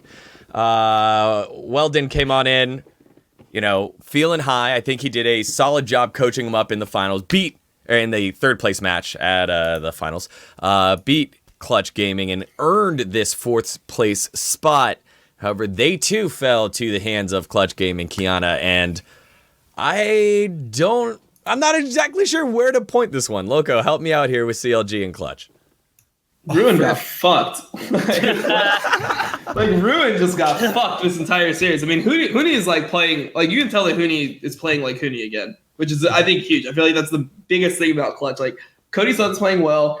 Like everyone is playing like a little bit better than they were before, but like Huni is like a monster right now. He's just like playing with that confidence, just like that. Like I will take the 1v2. I will run your whole team around. You're gonna have to invest a lot to kill me. And he's just destroying all the top laners. Huni's playing like Huni again. He'll carry some games. He'll fucking into game, and then he'll also play Lucian top. It's just old Huni over again, dude. I remember what Freak said on the dive. Like it was like a while ago. It was when Huni was like playing like hot garbage. He's like, just erase all the memories you have of Huni. Like just forget that average top laner. Just erase his name. Just think of him as an average top laner. And I did that for such a long time. And he was correct. When I dropped those expectations, I stopped being disappointed. Like, he was just an average top laner. But now, he's Huni again. Like, as you guys said, like, he's carrying some of the games. And what Huni does is, he asks your team this question. Can you handle me? Can you handle me and my jungler? Like, can you handle me and my counter picks? Can you handle the rumble? Can you handle the gameplay? Can you handle all these things? Because if you can't, I'm going to take over the game by myself. And I think there's such a clear cut on teams that are able to handle Huni and top laners that are able to. And CLG definitely wasn't. Yep, they could not do it. What changed? What changed from here to third place match? So I think it's even just like Huni has been ramping up over time because the top lane meta has been like really like flexible, so he can play almost whatever he wants up there. Even throw in a goddamn Pantheon game if he wants to, and they're giving him the freedom. And this started to happen, in my opinion, when the whole thing transfer over to Dignitas happened. And I think like having Huni be the central player of your team, and like Loco is saying, can you handle Huni is the question he asks teams, but he also asks his own organization that. Can you handle Huni? Can you handle Huni on your own organization? Like, can you give him the spotlight that he wants, that he deserves? And because Huni, if you actually like hype him up and you give him resources and you play around him and you make him your star player, he will be your star player. That's what you see. And then if you put him in the background, he's going to be a little discouraged. Every time that Huni has to take a back seat to another player on a team, Piglet, it almost never works out. Reckless. And he disappears, right?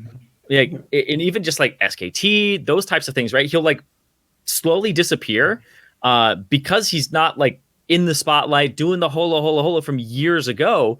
He needs to be in the spotlight. He's the type of player who loves that attention. And when they started doing content and putting him in the focal point, I think that just did wonders for his confidence, where he's like, oh, you treat me like a star? I guess I am a star. Like that type of personality. I mean, I think the problem was that like that was what was happening before on some teams, and he just wasn't good as a star player for a while. Like on Echo Fox and Summer Split, I just thought he just wasn't that good of a star player. He would just die all the time. You put resources into him, he would get like there was a while where he was just getting solo killed every fucking game. Like even at the start of Spring Split, it's like, all right, you're a star player. Here's your pick. You want Victor into Aatrox? Nice, dude. That's what it was. And then Broken Blade just like solo kills him like 2-3 times in the game. Like I don't know. It just seemed like he just wasn't able to do it. And then now he just plays with confidence. And also I think that he's just playing like the champions that I feel like are comfortable for him. He's playing like a lot of bruisers. He's not like for him. Yeah, he's just playing a ton of bruisers. And I think that's just what he is best at. He's playing a lot of lane bullies. I think that's what really defines Huni. Yeah. Like Rumble is a lane bully. When you think classic Huni champion, Cassiopeia is a lane bully. Lucian is a lane bully. And also Gangplank, he's a melee champion, Gnar. but he plays like a range champion. Like Gangplank is so fucking bullshit. Well, I mean, just the way that Huni plays Gangplank, it is a lane bully. Like, I mean, GP has a different standard. Like, GP is the scaling champion for other players. Like, you look at Ruin with GP, and it's like, oh shit, he's just trying to make it to level 13 with some items. And you look at GP on Huni, and GP is actually just like running down the lane up 30 CS, like digging the Aatrox under turret. Like it's some other type of shit. It just comes down to like the confidence that Huni has to like play the lane aggressively. Yeah, so I mean, I think that in general, Huni's just playing like way better than all the other top laners. I feel like this series, CLG series, just Ruin was so outclassed. He was so outclassed that I felt like no one could even play the game. Also, like, Tanner surprised me a little in this series. Like, I was surprised he played Lux. Like, I didn't think like that was something in his wheelhouse. Like, he wasn't like the primary reason, but him being able to play Lux into a zero, I thought was also really core. Yeah, I mean, I think that it was good picks from their whole team. I think that Clutch is one of the teams that we talked about this last week, but they really understand like what their strengths are as a team, and they're okay sacrificing like some things that might be ideal. Like obviously you don't want to run a full AD team comp. Like they don't want to have to run Aurelia, Kiana, and fucking Jarvan or whatever. Like that's not ideal in terms of when you're building something, but you just get your players on champions that they're good at, and you like make a good enough team comp to work. It's like, okay, we have a Kog'Maw. Yeah, Tabbies are still like probably an insane item buy here, but Kog'Maw's pretty fucking annoying, man. Like that champion does some magic damage, you know. I mean, obviously that's melee magic damage, but it's like that's gonna be enough of a threat that you're fine in the game. I feel like Clutch were the only team out of these four teams that I felt like has a style still.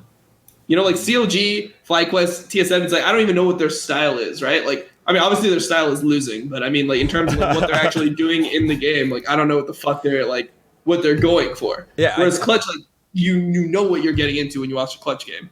I think that's a good exercise. What was CLG's identity? Because it felt like it was, you got Wiggly there, and then you had Power of Evil that could pop off later, and then Stixay in certain mechanical situations. But what do you guys think it was? Range support for Biofrost, that's a huge one. Control Mage for mid, and Ruin on a teamfight carry. I think I hated this. I hated this whole goddamn series. Like I just hated the whole, like from even the game one, I was just so upset. I was like, why is Stixay playing Tom Kench and why is Biofrost playing He was the best Sona. Other than double, he was the best Sona. Yeah. I remember I tweeted really fucking good. Yeah, his Sona was his best fucking champion. It was part of the reason why we had him as top 280 carry when we did the tier list before. Yeah. Like obviously this is before Cody popped off and you couldn't really rate him that high. But like, yeah, Stixay was like one of the best Sonas, and then he like Bio didn't even look good on Sona. Like he was just missing ults on Sona, and it was like, so you just and like Stixay didn't look comfortable on Tom Kench. So it's like, did you guys like forget to swap? Like, what the fuck happened here? Like, why are you guys just playing each other's champions all of a sudden? Like, who thought it was a good idea? What possibly happened in scrims where they're like, you know what, dude, Biofrost is just like, we just got to put the Sona on our support now. I don't know. Logo, you didn't get any insight from your good friend Weldon on this? And Weldon talked to me about the day before. For FlyQuest versus CG, I was complaining about people picking Tom Kench, and he was talking to me about why Tom Kench is still good and why teams are going to pick it. So I knew CLG would play Tom Kench, and they lost on Tom Kench, so I felt happy about it. I mean, not at Stixay, right? Kench, when Clutch, we'll talk about it in the Clutch games. They did things that most NA teams can't do with Tom Kench. That's why I think most NA teams should stay the fuck away from Tom Kench. But yeah, CLG just tried to 200 IQ so many of the things. I wish they stuck to their guns a little bit more. Also, like I had to talk about the game 2 thing. Darshan mentioned it perfectly, where CLG banned so many mid lane champions, right? They banned Cassiopeia, they banned Syndra, and their mega matchup they get is like their trump card that they get is into Sylas. They're playing Ziggs. Oh, Ziggs. Yeah, I'm like, what? Like, why? Like, this is your trump card. It was just so disappointing. I think CLG was so weird. They underdelivered. From my point of view, CLG were the favorites going into Gauntlet, and their series versus Clutch was just so disappointing. Oh god, I've kind of erased that game from my memory, but I'm just picturing the like Huni playing Aurelia, just dicking them all bot lane, like the Sejuani and Alistar chasing while he's like 1v4ing them. Oh god, that game was so bad to watch. Aiden, hop in really here. sad. You've been quite reserved so far in games 1 and 2, or just the series overall. I just thought that it was almost like it's simple. You just ban these 3 champions, and then you're okay. And just don't try to like get cute with things. And they got cute in game 2, and then in game 4, they didn't ban the Kiana, and then the rest of the game just falls apart. And it really feels like CLG. It's funny as fuck because their name is Counter Logic Gaming, but they do play in a way sometimes that is like counterintuitive to what you would want the team to be doing. And you're just like, at least play it in a way where you look back at it and you go, okay, we played it in a way that it's like we were probably supposed to play and we lost. But if you get like really cute with it, it's always that thing where it's like you like half do your homework and you're like, oh, if I had done the whole thing, then like I would have been able to like get 100%. It's okay. Yeah, it's whatever. Like if I had actually studied for it. So it feels like they get that excuse of like they tried so many different things instead of just doing what had worked for them before. I hated how the series ended. The series was not supposed to end there. Oh, AD carries do this all the fucking time. So they agreed their flash? Well, that's a separate thing, but sometimes you should just be walking backwards instead of kiting backwards, because when you kite, you actually let the gap close. Yeah. Where if you just walk, you're not going to lose distance. And Stixxay's like chilling in the back, like shooting Qs at the Aatrox and trying to auto the Aatrox. I'm like, what the fuck are you doing? Like your entire team should be just getting the fuck out of here. Yeah, because you run. Not using, and then didn't use the flash. Like that's a separate problem, but just staying there to auto and staying there to shoot Qs on its own was so fucking bad from Stixxay. Yeah. No, I mean, I don't think that they understood how important that situation was. Like, it was literally you die, you lose the game. Yeah. And I don't think they knew it was you die, you lose the game. They just thought it was like, oh, well, they don't have any minions pushing like mid. Like, they don't have a wave for a while. They don't understand. Like I don't know, man. You die there, 60-second death times, the game is just over. And they didn't play it like they were gonna like they didn't run for their fucking lives. Like they were like, whatever. We're just like half fighting it. We'll see what happens. And it took them a while. Yeah. Oh. I hate their draft. Syndra Elise, just please don't fucking run Syndra Elise together. Thank God it was into Kiana. If it's into other things that can run cleanse, like Syndra Elise is so fucking bad. People but not like even into Kiana, it's just like Hex Trigger is so efficient. Like I don't know. I really don't like the Elise picks almost every time I see it in competitive play right now. I've not seen like that many good Elises. It just seems like you're just better off. Like Elise you just have to win really hard with. Yeah. Sure, if you get like some Renekton Elise, like yes. Type of like lane setup, Zeta like shit like that, like Kiana Elise, like stuff like those I can live with, but like Syndra Elise, pro teams do this so much. I don't think Elise is that good because she's just so limited. Like you have to get Yanks off. You'll never outfarm. Like the champions that people are playing, I feel like the champion that's really undervalued in NA right now for some reason, I don't know why, is Olaf. Olaf is like this. Olaf is the solution to all these problems that you have. Like NA is like, Skarner's so fucking OP. You can tell, like, TSM's like, deny the fucking Skarner pick. What do we do? Just play Olaf. This champion just literally destroys Skarner. Skarner cannot play. You have to play well, though. Yeah. You have to execute. Yeah. You got to fucking run at him. You have to fucking run down the Skarner. That's what it is. I mean, even Meteos was tweeting it. He's like, why does no one pick Olaf into Elise or Olaf into Skarner? Olaf is good. Like didn't do it either because NA teams can't execute on Olaf. No, they get outscaled. They get outscaled so much, Dom. You played in NA teams. You watch NA teams. They cannot execute on Olaf properly. I remember you banning Olaf versus us on stage, Loco. I don't know, man. That was 3 years ago. What are you talking about? I'm just saying, Loco. You were scared of my Olaf back in the day, man. Like that that's all I'm saying. Olaf. We banned Olaf because no. We played Olaf. I specifically remember. Don't fucking even. Zero Olaf. Don't fucking even. Don't you dare. I saw Dom's eyes go back in the library and wind up for that one. That was awesome. All right, dude, I just think it's a good champion for right now. Like when G2 picks it, it's like this is a good pick into so many different things. Like Olaf doesn't lose the things that Olaf loses to, people don't play right now. So like what you're afraid of when you pick Olaf is like a Kindred or some shit where it's like this motherfucker is just gonna kite me. Kitey, yeah. I cannot hit Qs on him. Like I'm gonna get fucked by this type of champion. Like those are always the things that were hard for Olaf to play into. No one plays that shit right now. If you're stuck in the meta of like Gragas, Skarner, Sejuani. Like, you just pick Olaf, you have no bad matchups. You're not afraid of anything. It's like, and do you think that Lyra is comfortable, like, just knowing Lyra and his champion pool, what he plays? He plays Jarvan, he plays Skarner. Like, do you see how bad his Elise was? He is not going to pull out a fucking Kindred on you, dude. He's not going to pull out. Like, you can just play something that's dominant and, like, run over the fucking game. You really can. And they're just not doing it. Like, no one's doing it. People are afraid to do it here. And the game goes to 40 minutes, and then you get outskilled, and you're like, God damn, I did my job, but people can't do their job. Yeah, but I mean, it's at the end of the day, it's like all the junglers kind of scale like shit anyway. I don't feel like you're that. It's like, oh shit, if they have like a fucking Skarner that you're ahead of, and you're playing Olaf, it's like you're both gonna be shit late game. Skarner's pretty garbage as well. Like, I don't know, jungle doesn't matter that much late game right now. So it's mainly just about like getting your team the advantages, and this champion can do it, and other regions pick it, and we don't, and it's a huge weakness. And I'm sure at Worlds people will pick it up. We have people that can play Olaf. It's not like when you look at somebody like Svenskeren can play fucking Olaf. Smithy has played a bunch of fucking Olaf before. Like Jankos like is playing Olaf over there as well. Like, you can just play this champion, and people just aren't doing it. Like, it's such a useful champion, and historically it hasn't even been that fucking bad for NA. Like, there's been shit teams that picked it a lot that drove down the win rates. But if you saw like the top teams playing it, like back when Immortals was fucking god tier, right? Reignover would play Olaf. It was just really, really good. Darnock had a good fucking Olaf. Like, teams were able to snowball with this champion before. It's not unplayable. Any other big takeaways from this series before we give the postmortem to CLG? From this series, let me try to think.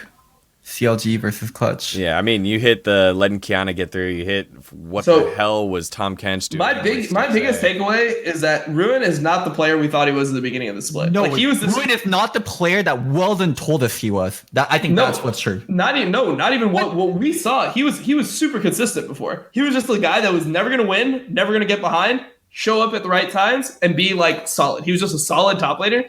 He is not that right now. He is in him to just get fucked. Like, he can get, like, he took dick from Huni for 4 games straight. That's it. Yeah.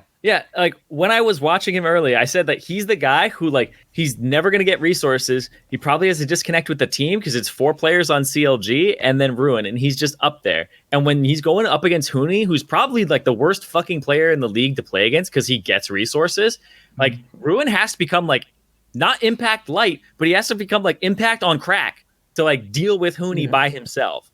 So I can help him out with that if he needs it. Jesus Christ, dude. When you become the meme. But I feel like he 100%, like, this was one of the games where it's like he's completely mismatched, and I think it shows Ruin's weakness as a player and as a teammate. I think it's like a big exposure. Huni like exposes top laners that can't handle the heat. Like, the way they set up ganks and the way they involve mid lane, they make sure if you aren't communicative, like if you are just left on an island and people don't normally challenge you, like, you're like, oh, I'm fine, I can hold this. Like, this is a losing matchup that I can kind of hold. But Huni really challenges that. So we talked about FlyQuest saying we think their season was a success. CLG season ends here in 5th. We'll call it 5th place. Do we think CLG season was a success? Better than before. They made playoffs. You know? They made playoffs. They haven't done that ever since like they blew up their roster. So this is better. All right, so can we play TSM now or what? Oh, Yeah, that's what everyone's waiting for.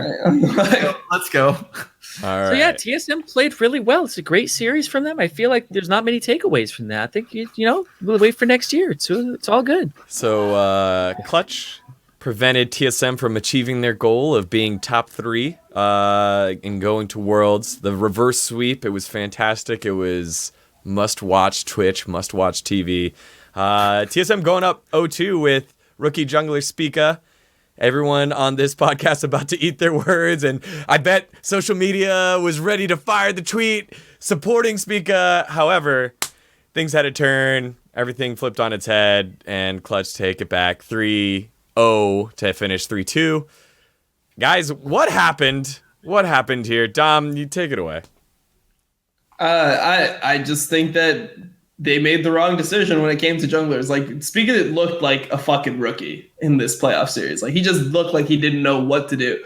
in terms of just understanding his role in team comps, it was really bad. Like there's so many times where in like the final games where it's like, dude, you just have to like, he played every tank jungler like a carry jungler. Like he values his own life. Your life is meaningless when you play tank jungle in LCS. Like you giving your life for cooldowns is worth it. If you're able to like flash ult the Kog'Maw and get him to like, or get the Tahm Kench to then devour him and then he's not dealing damage, you die as the cause of it, but then your laners have, or like your carries have time to pump out damage, that's so much more valuable than just running back the entire time. Like you just have to fucking give your life at some points for your team, and it just felt like he just wasn't willing to like do things like that. Like he was so psyched out by like, oh, I can't go on this guy because he has QSS. I can't go on this guy because there's a Tahm Kench next to him. Where it's, like, at some point, it's just like you need to pressure the person in general. It doesn't matter whether or not you can kill them or not. You just need to make them use their cooldowns. Like if he flashes in on some of those fights and Tahm Kench has to eat the Kog'Maw, then Kog'Maw's not dealing damage when he's in the Tahm Kench's belly, then Spigot can maybe turn around and they can focus somebody else. It just buys time, and it's like he wasn't doing that ever. He just kind of like how many fights did you see where he ended the fight with flash and ult up on Skarner? Oof. It's just like almost every fucking fight he has flash and ult up on Skarner. I don't know. Like He's a KDA jungler, dude. KDA player. So yeah, I mean, no, he just plays like he's a carry. That's the thing. It's like TSM has this mentality. Like they want to get these mechanical junglers and then make them play tanks instead of just getting somebody who knows how to play tanks. Like I guarantee you somebody like Amazing would have played that series 10 times better than Spica did. 10 times fucking better. Like if you want your jungler to be that, get a player that's that. Get a player that doesn't have great mechanics but that can play the fucking role of like your tank jungler. in game 1 and 2, or not so much game 1, but especially in game 2, when TSM had 3 Infernos and they were still really fucking struggling and they couldn't get the right kind of team fights. And they're like in game 1, when they're sieging versus like a Pantheon and the Sejuani doesn't have ult, Sona doesn't have ult, Azir doesn't have ult, and they're hitting tier 1 turrets. Even when they're up 2-0, some of the mistakes they made in game 1 and 2 made me so fucking scared. I didn't feel like it was going to be 3-0. Mm-hmm. I was like, holy shit, they're up 2 games, like just because. Like there's some things that they do that's fucking amazing. Like in game 2, how they played with Nautilus, Sejuani, Sylas early to get the bot lane dives. And then dive. And then win the skirmish top. And then with the mid jungle control, constantly force bot lane dive. Like they showed like really good moments. And they also showed so many terrible moments. I don't know. That's a Bjergsen. I feel like that's just such a Bjergsen classic. Like if you know Bjergsen as a player, he loves that play where it's like I taught him that. I was gonna say that, but that was like, it's your fault. But that was like one of his fundamental plays where it's like you pink ward this much, you pink ward the other one, you get your jungler to push mid with you, and then you go 4-man bot and you do it over and over again until the turn is down. That's like one of the Bjergsen classic plays, and they did that. And it's like as soon as you started doing that, you should just win the game. But the problem is that the kills just weren't going to him. Like he's the only person on that team that plays like consistent. I feel like people will shit on him right now because I feel like they want to. But when you watch the games, he's easily the best part of this team. Who else is doing anything good? It's like Bjergsen's doing like pretty well, Smoothie's doing okay, and everyone else is just like losing their shit. Like they're just getting shit on in every possible way. They also have no idea what to do at Baron, and they also, oh my god, it's just such basic things. They don't know whether they want to turn or they don't know whether they want to finish. If you're turning at Baron, you can't have a lot of people in the pit. You have people kind of spread out, people out of the pit, but they have their AD carry all the way inside the pit when they're not trying to finish and they want to turn. Like just such basic parts of the game are fucked up for GSM. Yeah, I mean, I feel like this series, you just saw what it was like. I think DeMonte did well enough versus Bjergsen. Like he performed well enough versus Bjergsen that they have a chance at winning. I think that Broken Blade and Sven just got shit on for the most part. I think Cody's son outperformed. I think Cody's son outperformed Sven easily. Like there's so many times when you saw Sven getting caught, and you never see Cody get caught anymore. People meme because he did that horrible play at Worlds like 3 years ago or some shit. But this guy does not get caught and lose you a team fight. Like Cody played these games really fucking well. And Huni is just like Cody's son is the late game insurance policy, and then who's the one that's going to get you the lead early. And I feel like that's why Clutch can actually win is they have like multiple dimensions to their team. It's like they have role players. Like I feel like DeMonte, even though he is like a mid laner, he actually functions as a role player for this team. And like the two big carries are Huni and Cody. Also, one thing that Clutch does really well that TSM does fucking terribly is they provide space for each other. So TL does really well. I'll give like an example of it from finals. Whenever TL's playing Renekton, Akali, Impact will go in first with Renekton, and he'll do damage, and he'll eat cooldowns, and he'll eat CC. You need someone going in first and eating the damage and eating cooldowns, and then your carry can actually do the job. And they do this so well for Cody. Both Demonte and Huni, they get in the fight and they do damage and they get the team fight started, and they make sure Cody can clean up, and they give enough space for Cody to actually play the game. TSM does not do that at all. They can't provide space to their carries whatsoever. Aiden? It just reminds me of how like Huni's been on other teams as well. And when he operates best, it's when he has a marksman or somebody who's going to do consistent damage. And I really feel like he's almost like a marksman's favorite top laner that isn't a tank player. Like they love tank players and people who will peel, but then you also love people who like they draw so much attention. Yep. If you ever play against these types of top laners, you're just like the Jax is like on your back line, the Renekton's in your back line, and you're like people are like play front to back, and it's like, well, we're getting shit on here. We're having our AD get hit, and he can only hit this guy, and their AD can now hit like our AD. And it's just like this the amount of space he creates is so good. And the fact that they have two players like that with Demonte, so I think Demonte actually like he and Huni like feed off each other really well. Like I didn't think this was going to be like a great synergy, but it ended up being really cool to watch because I think that they do play almost the same style in team fights. They both like to just go really ham and back each other up. Mm-hmm. I think that they play flanks really well. But I mean, one thing that I just noticed from this series was that every team fight just looked like Clutch going. Oh, somebody DC'd? No. No. Oh, we're all here. Okay. Yeah. All right. Okay. Just DC for a second. Oh, okay. So all right. So every team fight just looked like Clutch going in and TSM running away. From the start of any team fight, it didn't matter how the fight started, who was winning. It just looked like regardless of the situation, Clutch is just running straight at TSM, and TSM from the first moment is just like running away. Like I don't know. That's just how it looked every single time to me. Yes, they just. So one thing that you need to do as a team if you're going to engage and if you're going to play like, properly is you call out your engage, like who's engaging, and you also call out who doesn't have flashes, and you engage on the target without flash properly. That's when engages are clean. That's when you can get one-shots on people. I feel like TSM just don't have that basic part. Like they're just certain basic parts like you can tell that TSM does not have as a team. And it's so disappointing to see like how did we end up like this? From taking TL to game 5 to this, like what the fuck happened this year?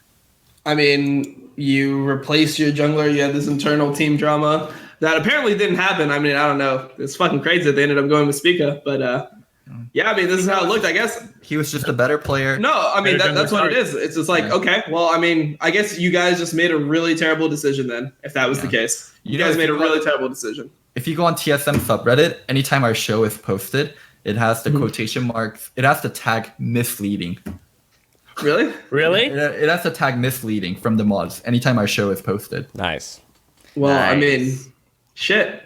Well, at least we're posted. I'll take that. You know what it is like we made up whatever we made up. I guess they just made a bad decision. Like he looked like a rookie jungler who would have been able to tell. Like shit. Yeah, it's misleading because we put TSM as, doing pretty well in the middle of the split. We put Bjergsen as the number one. I can see how it's a little misleading. Yeah, it is. I will say, though, that this squad, yes, with their rookie jungler, and yes, with all their woes, we're just one game away. Like, they were one game away 3 times from basically absolving all of the issues. All of the issues. All it would have taken was one more game. And they showed they got there. So I think you're correct that it is, all right, my rookie jungler being swapped out. I think that was a big part of it. But they were still only one game away. What happened in those final 30 games that made them lose their edge? What in the draft, like from a technical standpoint? Because we're making it sound like, it was all mental boom.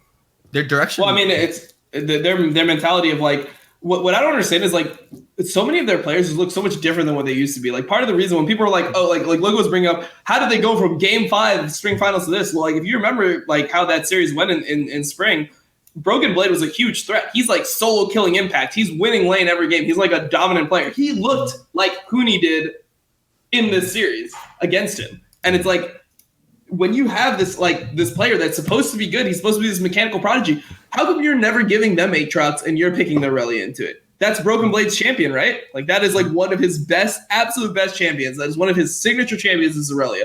If Irelia is a good matchup into Aatrox, and he's your like one of your best players, like he's like one of your dominant solo laners, just give him the matchup one time. It looks like they just have no confidence in him or something. It's like what, like his Aatrox was just down like 30, 40 CS every fucking game. He's just getting dicked. He's getting dicked by GP, then he's getting dicked by Irelia, then he's getting dicked by Gnar. It's like, come on, man. Like, please just give this man something to actually carry on. Right. You want me to speculate a little? Well, just to clarify for people that didn't watch the series or forgot, the first game was Jace versus Pantheon, and Broken Blade did exactly what you said he would on a more movement-based champion, more mechanical champion, went 9-2. Let's touch on that. Broken Blade is 4-1 on Jace, and he's not split pushing. One thing that's constantly happening is Clutch is willing to play side lanes, and TSM isn't willing to play side lanes, so it doesn't matter what happens in lane. I mean, Broken Blade got smashed in so many of the lanes, but it doesn't matter what happens in lane because TSM will always play the group, and Clutch will actually play the split push. So Huni, there's some games where Huni is just 2 levels up on Broken Blade because Broken Blade is always grouping. When he's 4-1 with Jace and he's not grouping, it was just never going to happen throughout the whole series. Yeah, no, I mean, they definitely are not confident in the split, but they're not drafting. Like I guess the first game is the only game where, like, he should be splitting. I mean, if you're playing Aatrox and you're going to let yourself get counterpicked every single game, you're probably not going to be winning split. So you're going to have to use the Aatrox in team fights, but they're just not – they don't get anything on the team fights. Like, they're just like – the only thing that I think that they did good that series was they kept on, like, they had a good idea about, like, okay, Huni is going to fight every opportunity. Let's just put people behind Broken Blade and then let Broken Blade get engaged on and then have everyone just counter the play. I thought that was pretty good that they did during the series, but I don't know. For the most part, it just seemed like they would not win early game. Huni would have these massive leads, and then late game, it just felt like Cody Sun would just outperform Sven. Like I thought that Cody Sun was significantly better than Sven over the course of the series. Dude.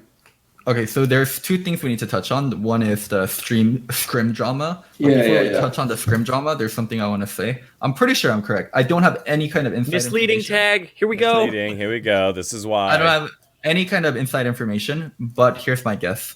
In Parth's post, Tony was not mentioned once. You're talking about the overall roster. You're talking about the decisions that's being made. Tony's not mentioned once. Where is Tony? Why is Peter doing the interviews and everything now? Where is Tony? That's my point. When Peter is doing all the interviews, who's holding the notebooks? Who's talking to the players on stage? And also, one of my friends that went to the game, I didn't personally go to the games, was telling me it was mostly Peter talking during pick and ban phases, and Tony barely talked. I think in spring, I felt like Tony was the head coach. It definitely felt like a Tony team. There were certain things and how they played that made it feel like a Tony team. In summer, it feels like Tony just disappeared. It feels like Tony's not even the coach anymore. Yeah, it doesn't feel like Tony's like if you didn't tell me anything about the team and I watched this weekend, I would have thought Peter was the coach. Yeah. Like he's the one that's answering all of the questions. He's the one that they're showing on stage. Like they only talk about him in everything. It's like, oh, we brought Peter in because he's really good at like this, but it's just like it seems like something happened where like the team didn't progress the way that TSM wanted it to under Tony, so that they just kind of like took the reins themselves and just did whatever. Don't mention, dude. Loco's right there, man. Loco's right there. Yeah, but no PTSD, dude. And TSM in summer just lost direction. It felt like they didn't have direction. Like Broken Blade stopped all kind of development that he's had. The whole fucking Greg Acadian jungle situation. You know, I'm not gonna lie, I was on the side of you should start Greg, but I was on the side of you should start Greg, not you should share time with Acadian.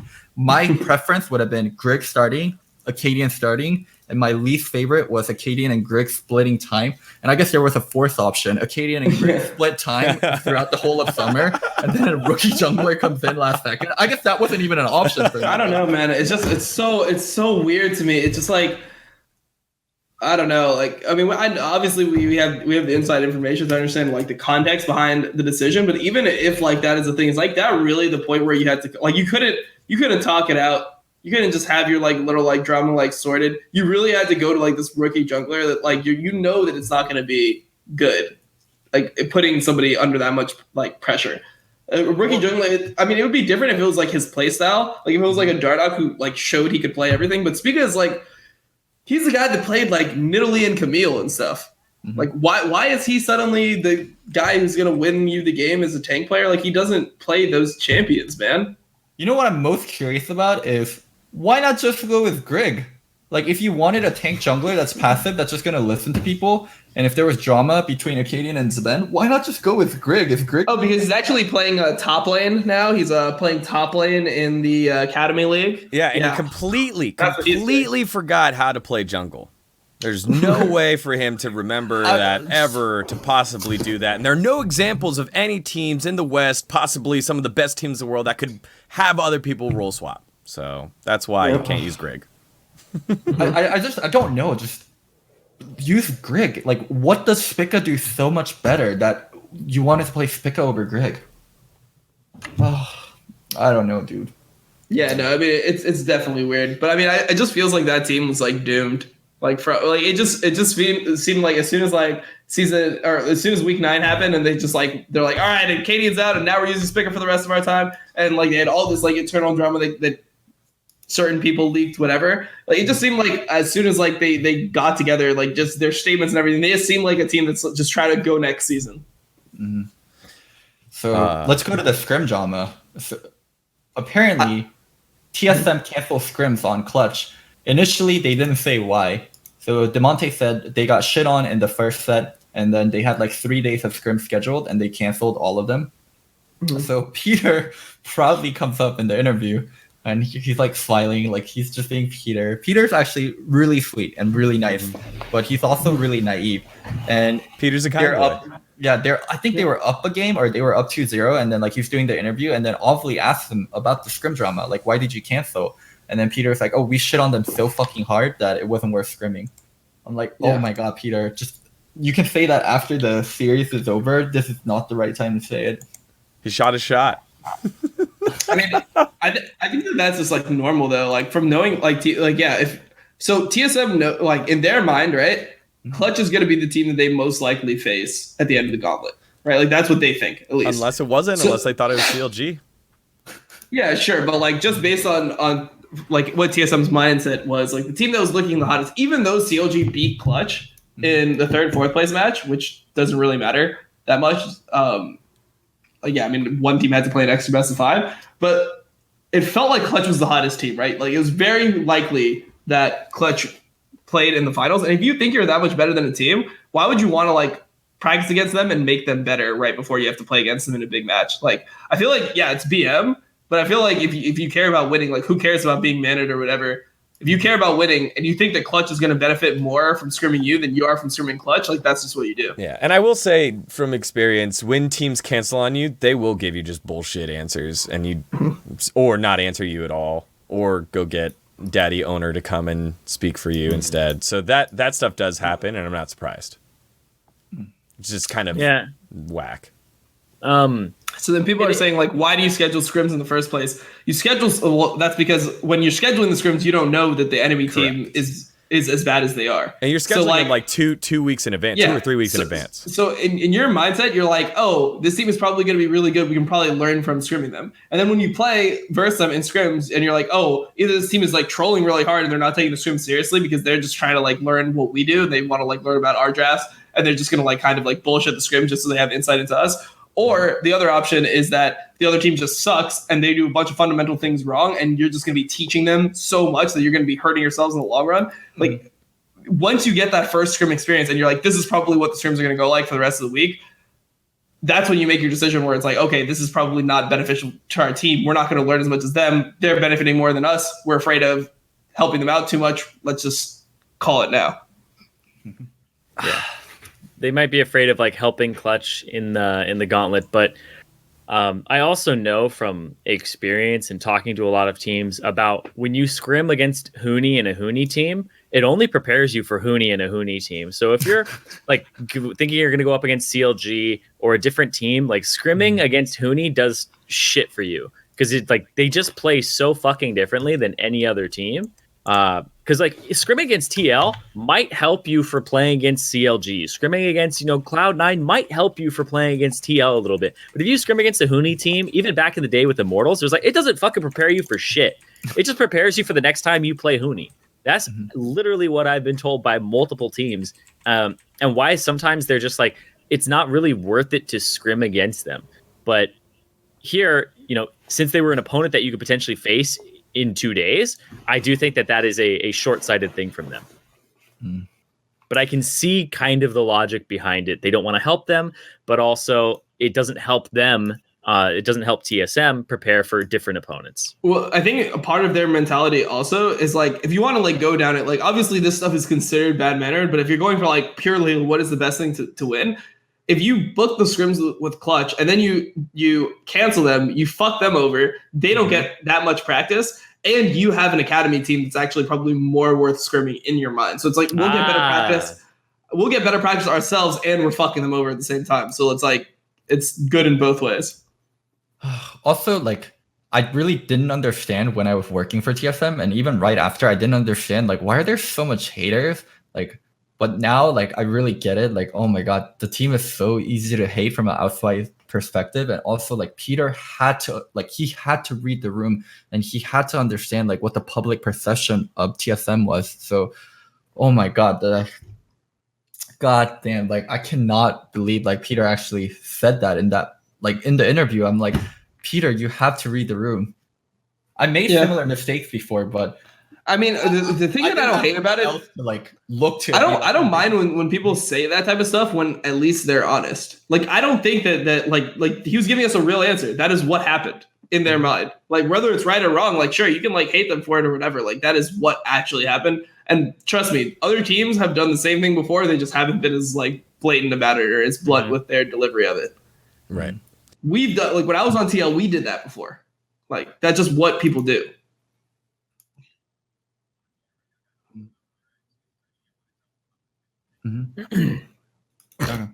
Okay. Yeah, I mean, I think. Yep. All right. So with closing thoughts here with TSM, right? I think you kind of question just the whole ship again, and I think that kind of leads us to our yikes of the week. Oh, I love this yikes graphic. Just covering everyone's faces. All right, yikes of the week. It's obviously going to be TSM, but where does the blame go to? We did this once before. We're coming back to it again now that we know that this season has not been what they wanted, not only from an expectation standpoint of the fan base, but also their own self-proclaimed expectations of being top 3. Where does this fall on to? Is this... And you only pick one. Yes, it's very easy to point to players or coaches or management and blame it on all of them, but who gets the most blame? Who gets the most blame for TSM season this year? Because unlike those other two teams, championship caliber or not, like, TSM was set up for success. They were in the finals. They were one game away. And then even in this Worlds, in this gauntlet, they were one game away and could not put it together. And it seems like it's a culmination of issues. But where does most of the blame come from? Well, I mean, if I'm going to play the idiot, then I'm just going to say it has to be management, right? Because if you take everything that they said at face value and there weren't internal issues and they just made these decisions, they made poor roster decisions and the results failed. So it's like you had something that worked, you broke it for no reason. Obviously there was a reason, but from their perspective, you broke what worked for no reason and you ended up with a poor result as a result of what happened. So it has to be management because they're the ones that chose to change the team. Yeah, well, even if there was a reason for changing the team, it's like I still blame management because it's like you could have been able to address that, maybe not have such a knee-jerk reaction to whatever's going on, and like have things work through it over time. It's like it felt like they just went, "Oh shit, okay, this is a little bit on fire. Let's just fan this thing." Let's fan it out, right? Like, that's how you do it. And it was way too fast of a reaction. They didn't collect themselves at all. So that's why it was, like, so stark, too, is when it was just like, oh, yeah, he's the starting jungler. Now he's not. What the fuck just happened? So I don't think they gave it enough time at all. So I still blame management, even if the reason they gave was the actual legitimate reason. I think it's just way too fast. Mm-hmm. Because I like think- fucking keep him on the sub roster, right? Shit like that. Yep. I think it has to be management. It's like, what are you going to blame the players for? Sure, it's been played pretty badly. Sure, Bjerg didn't have his best year. Broken Blade was good in spring, but he kind of sucked in summer. But it's management that fucked up. Like management, it feels like management didn't allow coach to coach. Like if Peter's going to be head coach, then let Peter be head coach. Like what the fuck is Tony doing? I still have no idea. Like what is Tony doing? Like what's going on? And like all these roster moves that were made, like it's management fucked up really fucking hard this year. And this, we don't have to touch on like the Papa Smithy and the GM thing, but one last thing I do want to talk about is the Bjergsen part. Like I think this is where the speculation begins, and it's going to be a thing throughout all of Worlds and after Worlds also. Like, is Bjergsen going to stay? I mean, like, what happens now? This is the second time in his career he's not going to Worlds twice in a row, right? Last year it was Cloud9, 100 Thieves, and TL that went to Worlds. So TSM missing out for the second time, and right there at the final step of the gauntlet as well. So that was something I think Azael tweeted out. I don't think Bjergsen came to not go to Worlds 2 years in a row. Yeah. If you had to make a bet, if you guys had to make a bet right now, does Bjergsen stay on TSM or not? If I had to bet, If I had to bet, I would say he stays because he's stayed so many times before, but I wouldn't feel good about it. Like I would just say that he stays, but I mean, realistically, I still think he's the best part of this team. Like every time people just want, like they just want change, right? They're like, whatever, like the only thing that stayed the same this whole time is Bjergsen, so we need to change it. But if you look at every iteration of the roster, he's always just been the best performing member of the team. Like, especially like when it really matters. Like when they're playing their elimination games, who could you argue had a better series than Bjergsen on TSM? Smoothie? Did he? Who the fuck knows? I don't know. It didn't look like he did anything special, so I think that, I don't know. So beforehand, before, like if you look at the other times Bjergsen stayed and you look at the other teams, TSM was still one of the biggest team, was one of the most popular, and paid pretty decently. Even back then, they didn't pay the most, but they paid pretty decently. If I had to take a guess from the information I know, Bjergsen's either like 4th or the 5th best paid mid right now. And TSM is no longer the most popular team, and TSM is no longer even the biggest team in terms of like name in esports. Brand. I think arguably like C9 TL definitely bigger. Even 100 Thieves, I know they're a very new org. I think if you had to bet on an org, a lot more people would bet on 100 Thieves over TSM right now. So a lot of factors changed, and I think it's hard to make a bet if it's over 50% that he would leave, but it's getting more and more ideal for him to leave and join a different team. He's one of those few players where he could almost slot into any team in the world. Yeah. They would be like, yes, we would love to try you out and possibly work with you, regardless of who's there, you know, save G2. And Caps Jensen are the only two in the West where I would say if I have a Caps and Jensen, I can feel good about saying no to a Bjergsen. so that was my... Yeah, I mean, I would say like even Fnatic. I think Nemesis has proved himself. Yeah. Yeah, I think he's proved himself to the point where like I don't think Fnatic would. Like I don't think you like, especially with how young Nemesis is, or like how new he is to the scene, Right. with how much he's shown. I don't think you go for Bjergsen over Nemesis. But I also think when it comes to that kind of conversation for leaving, you know, Bjergsen has made his life here now. It's no longer, hey, I'm just looking for a place for employment. His life is here in America. And that happens to be in the LCS, which happens to be a league that he's not dominant in anymore. And I think that's I want to correct you on that. Sure. There are some players that make their life North America and their life California. Bjergsen has made LCS his life, but he hasn't made California his life. I don't think it's out of the question for Bjergsen to go to Europe. Like, it's not to say like Bjergsen doesn't have friends, but Bjergsen, for him, his number one and his absolute focus has been League of Legends. I don't think sure he'll miss parts of America. Sure, there's friends that he's gonna miss. Like, but I don't think Bjergsen is a type of player where if Europe was a better option for him in terms of career-wise, he wouldn't think twice about leaving Cali. Yep. Yeah, I don't think he cares about America that much. He's just dedicated to the game. And I think he still has a drive. I mean, I don't know. I feel like so many people are so willing to write off Bjergsen so fast, but I just like, people will say that I'm a fanboy. People will say that like I'm like a fucking Bjergsen dick sucker or something. I just know that he is still good. Like, it just is what it is. I just know he's still good. And I just watched him play, and he just still has it. Like, he's still got it. And people are going to know soon. And when they know, they're going to pretend like it was a massive resurgence and no one saw it coming. And those same people are going to have to admit that, like, yeah, the people that there was other people that actually, like, understood his value even on his lows. But I think the question is, does he understand his value, and can that be met here? And that's just, we don't know right now, because we just, the three of you have all decided on, hey, it was TSM management that messed this up. Who wouldn't want to play with Bjergsen? What? Yeah, but does Bjergsen want to play with them? As a jungler, I'd like to. No, I'm just kidding. I'd like to keep my balls. No, that's actually somewhat of a valid point.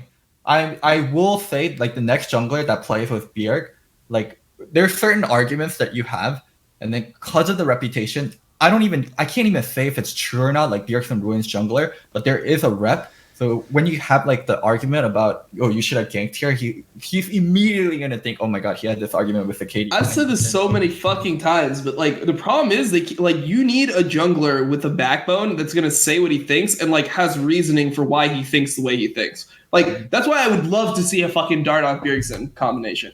Because I feel like Dardoch will actually be like, I feel like Dardoch has enough respect to not shit on Bjergsen if he messes up. Like, if Bjergsen fucks up a play, I don't think Dardoch's going to hit him with, like, are you, like, what the fuck, dude? Like, do you have your eyes fucking open? Like, did you drink your coffee today? Like, I don't think he's going to hit him with the lore low, you know?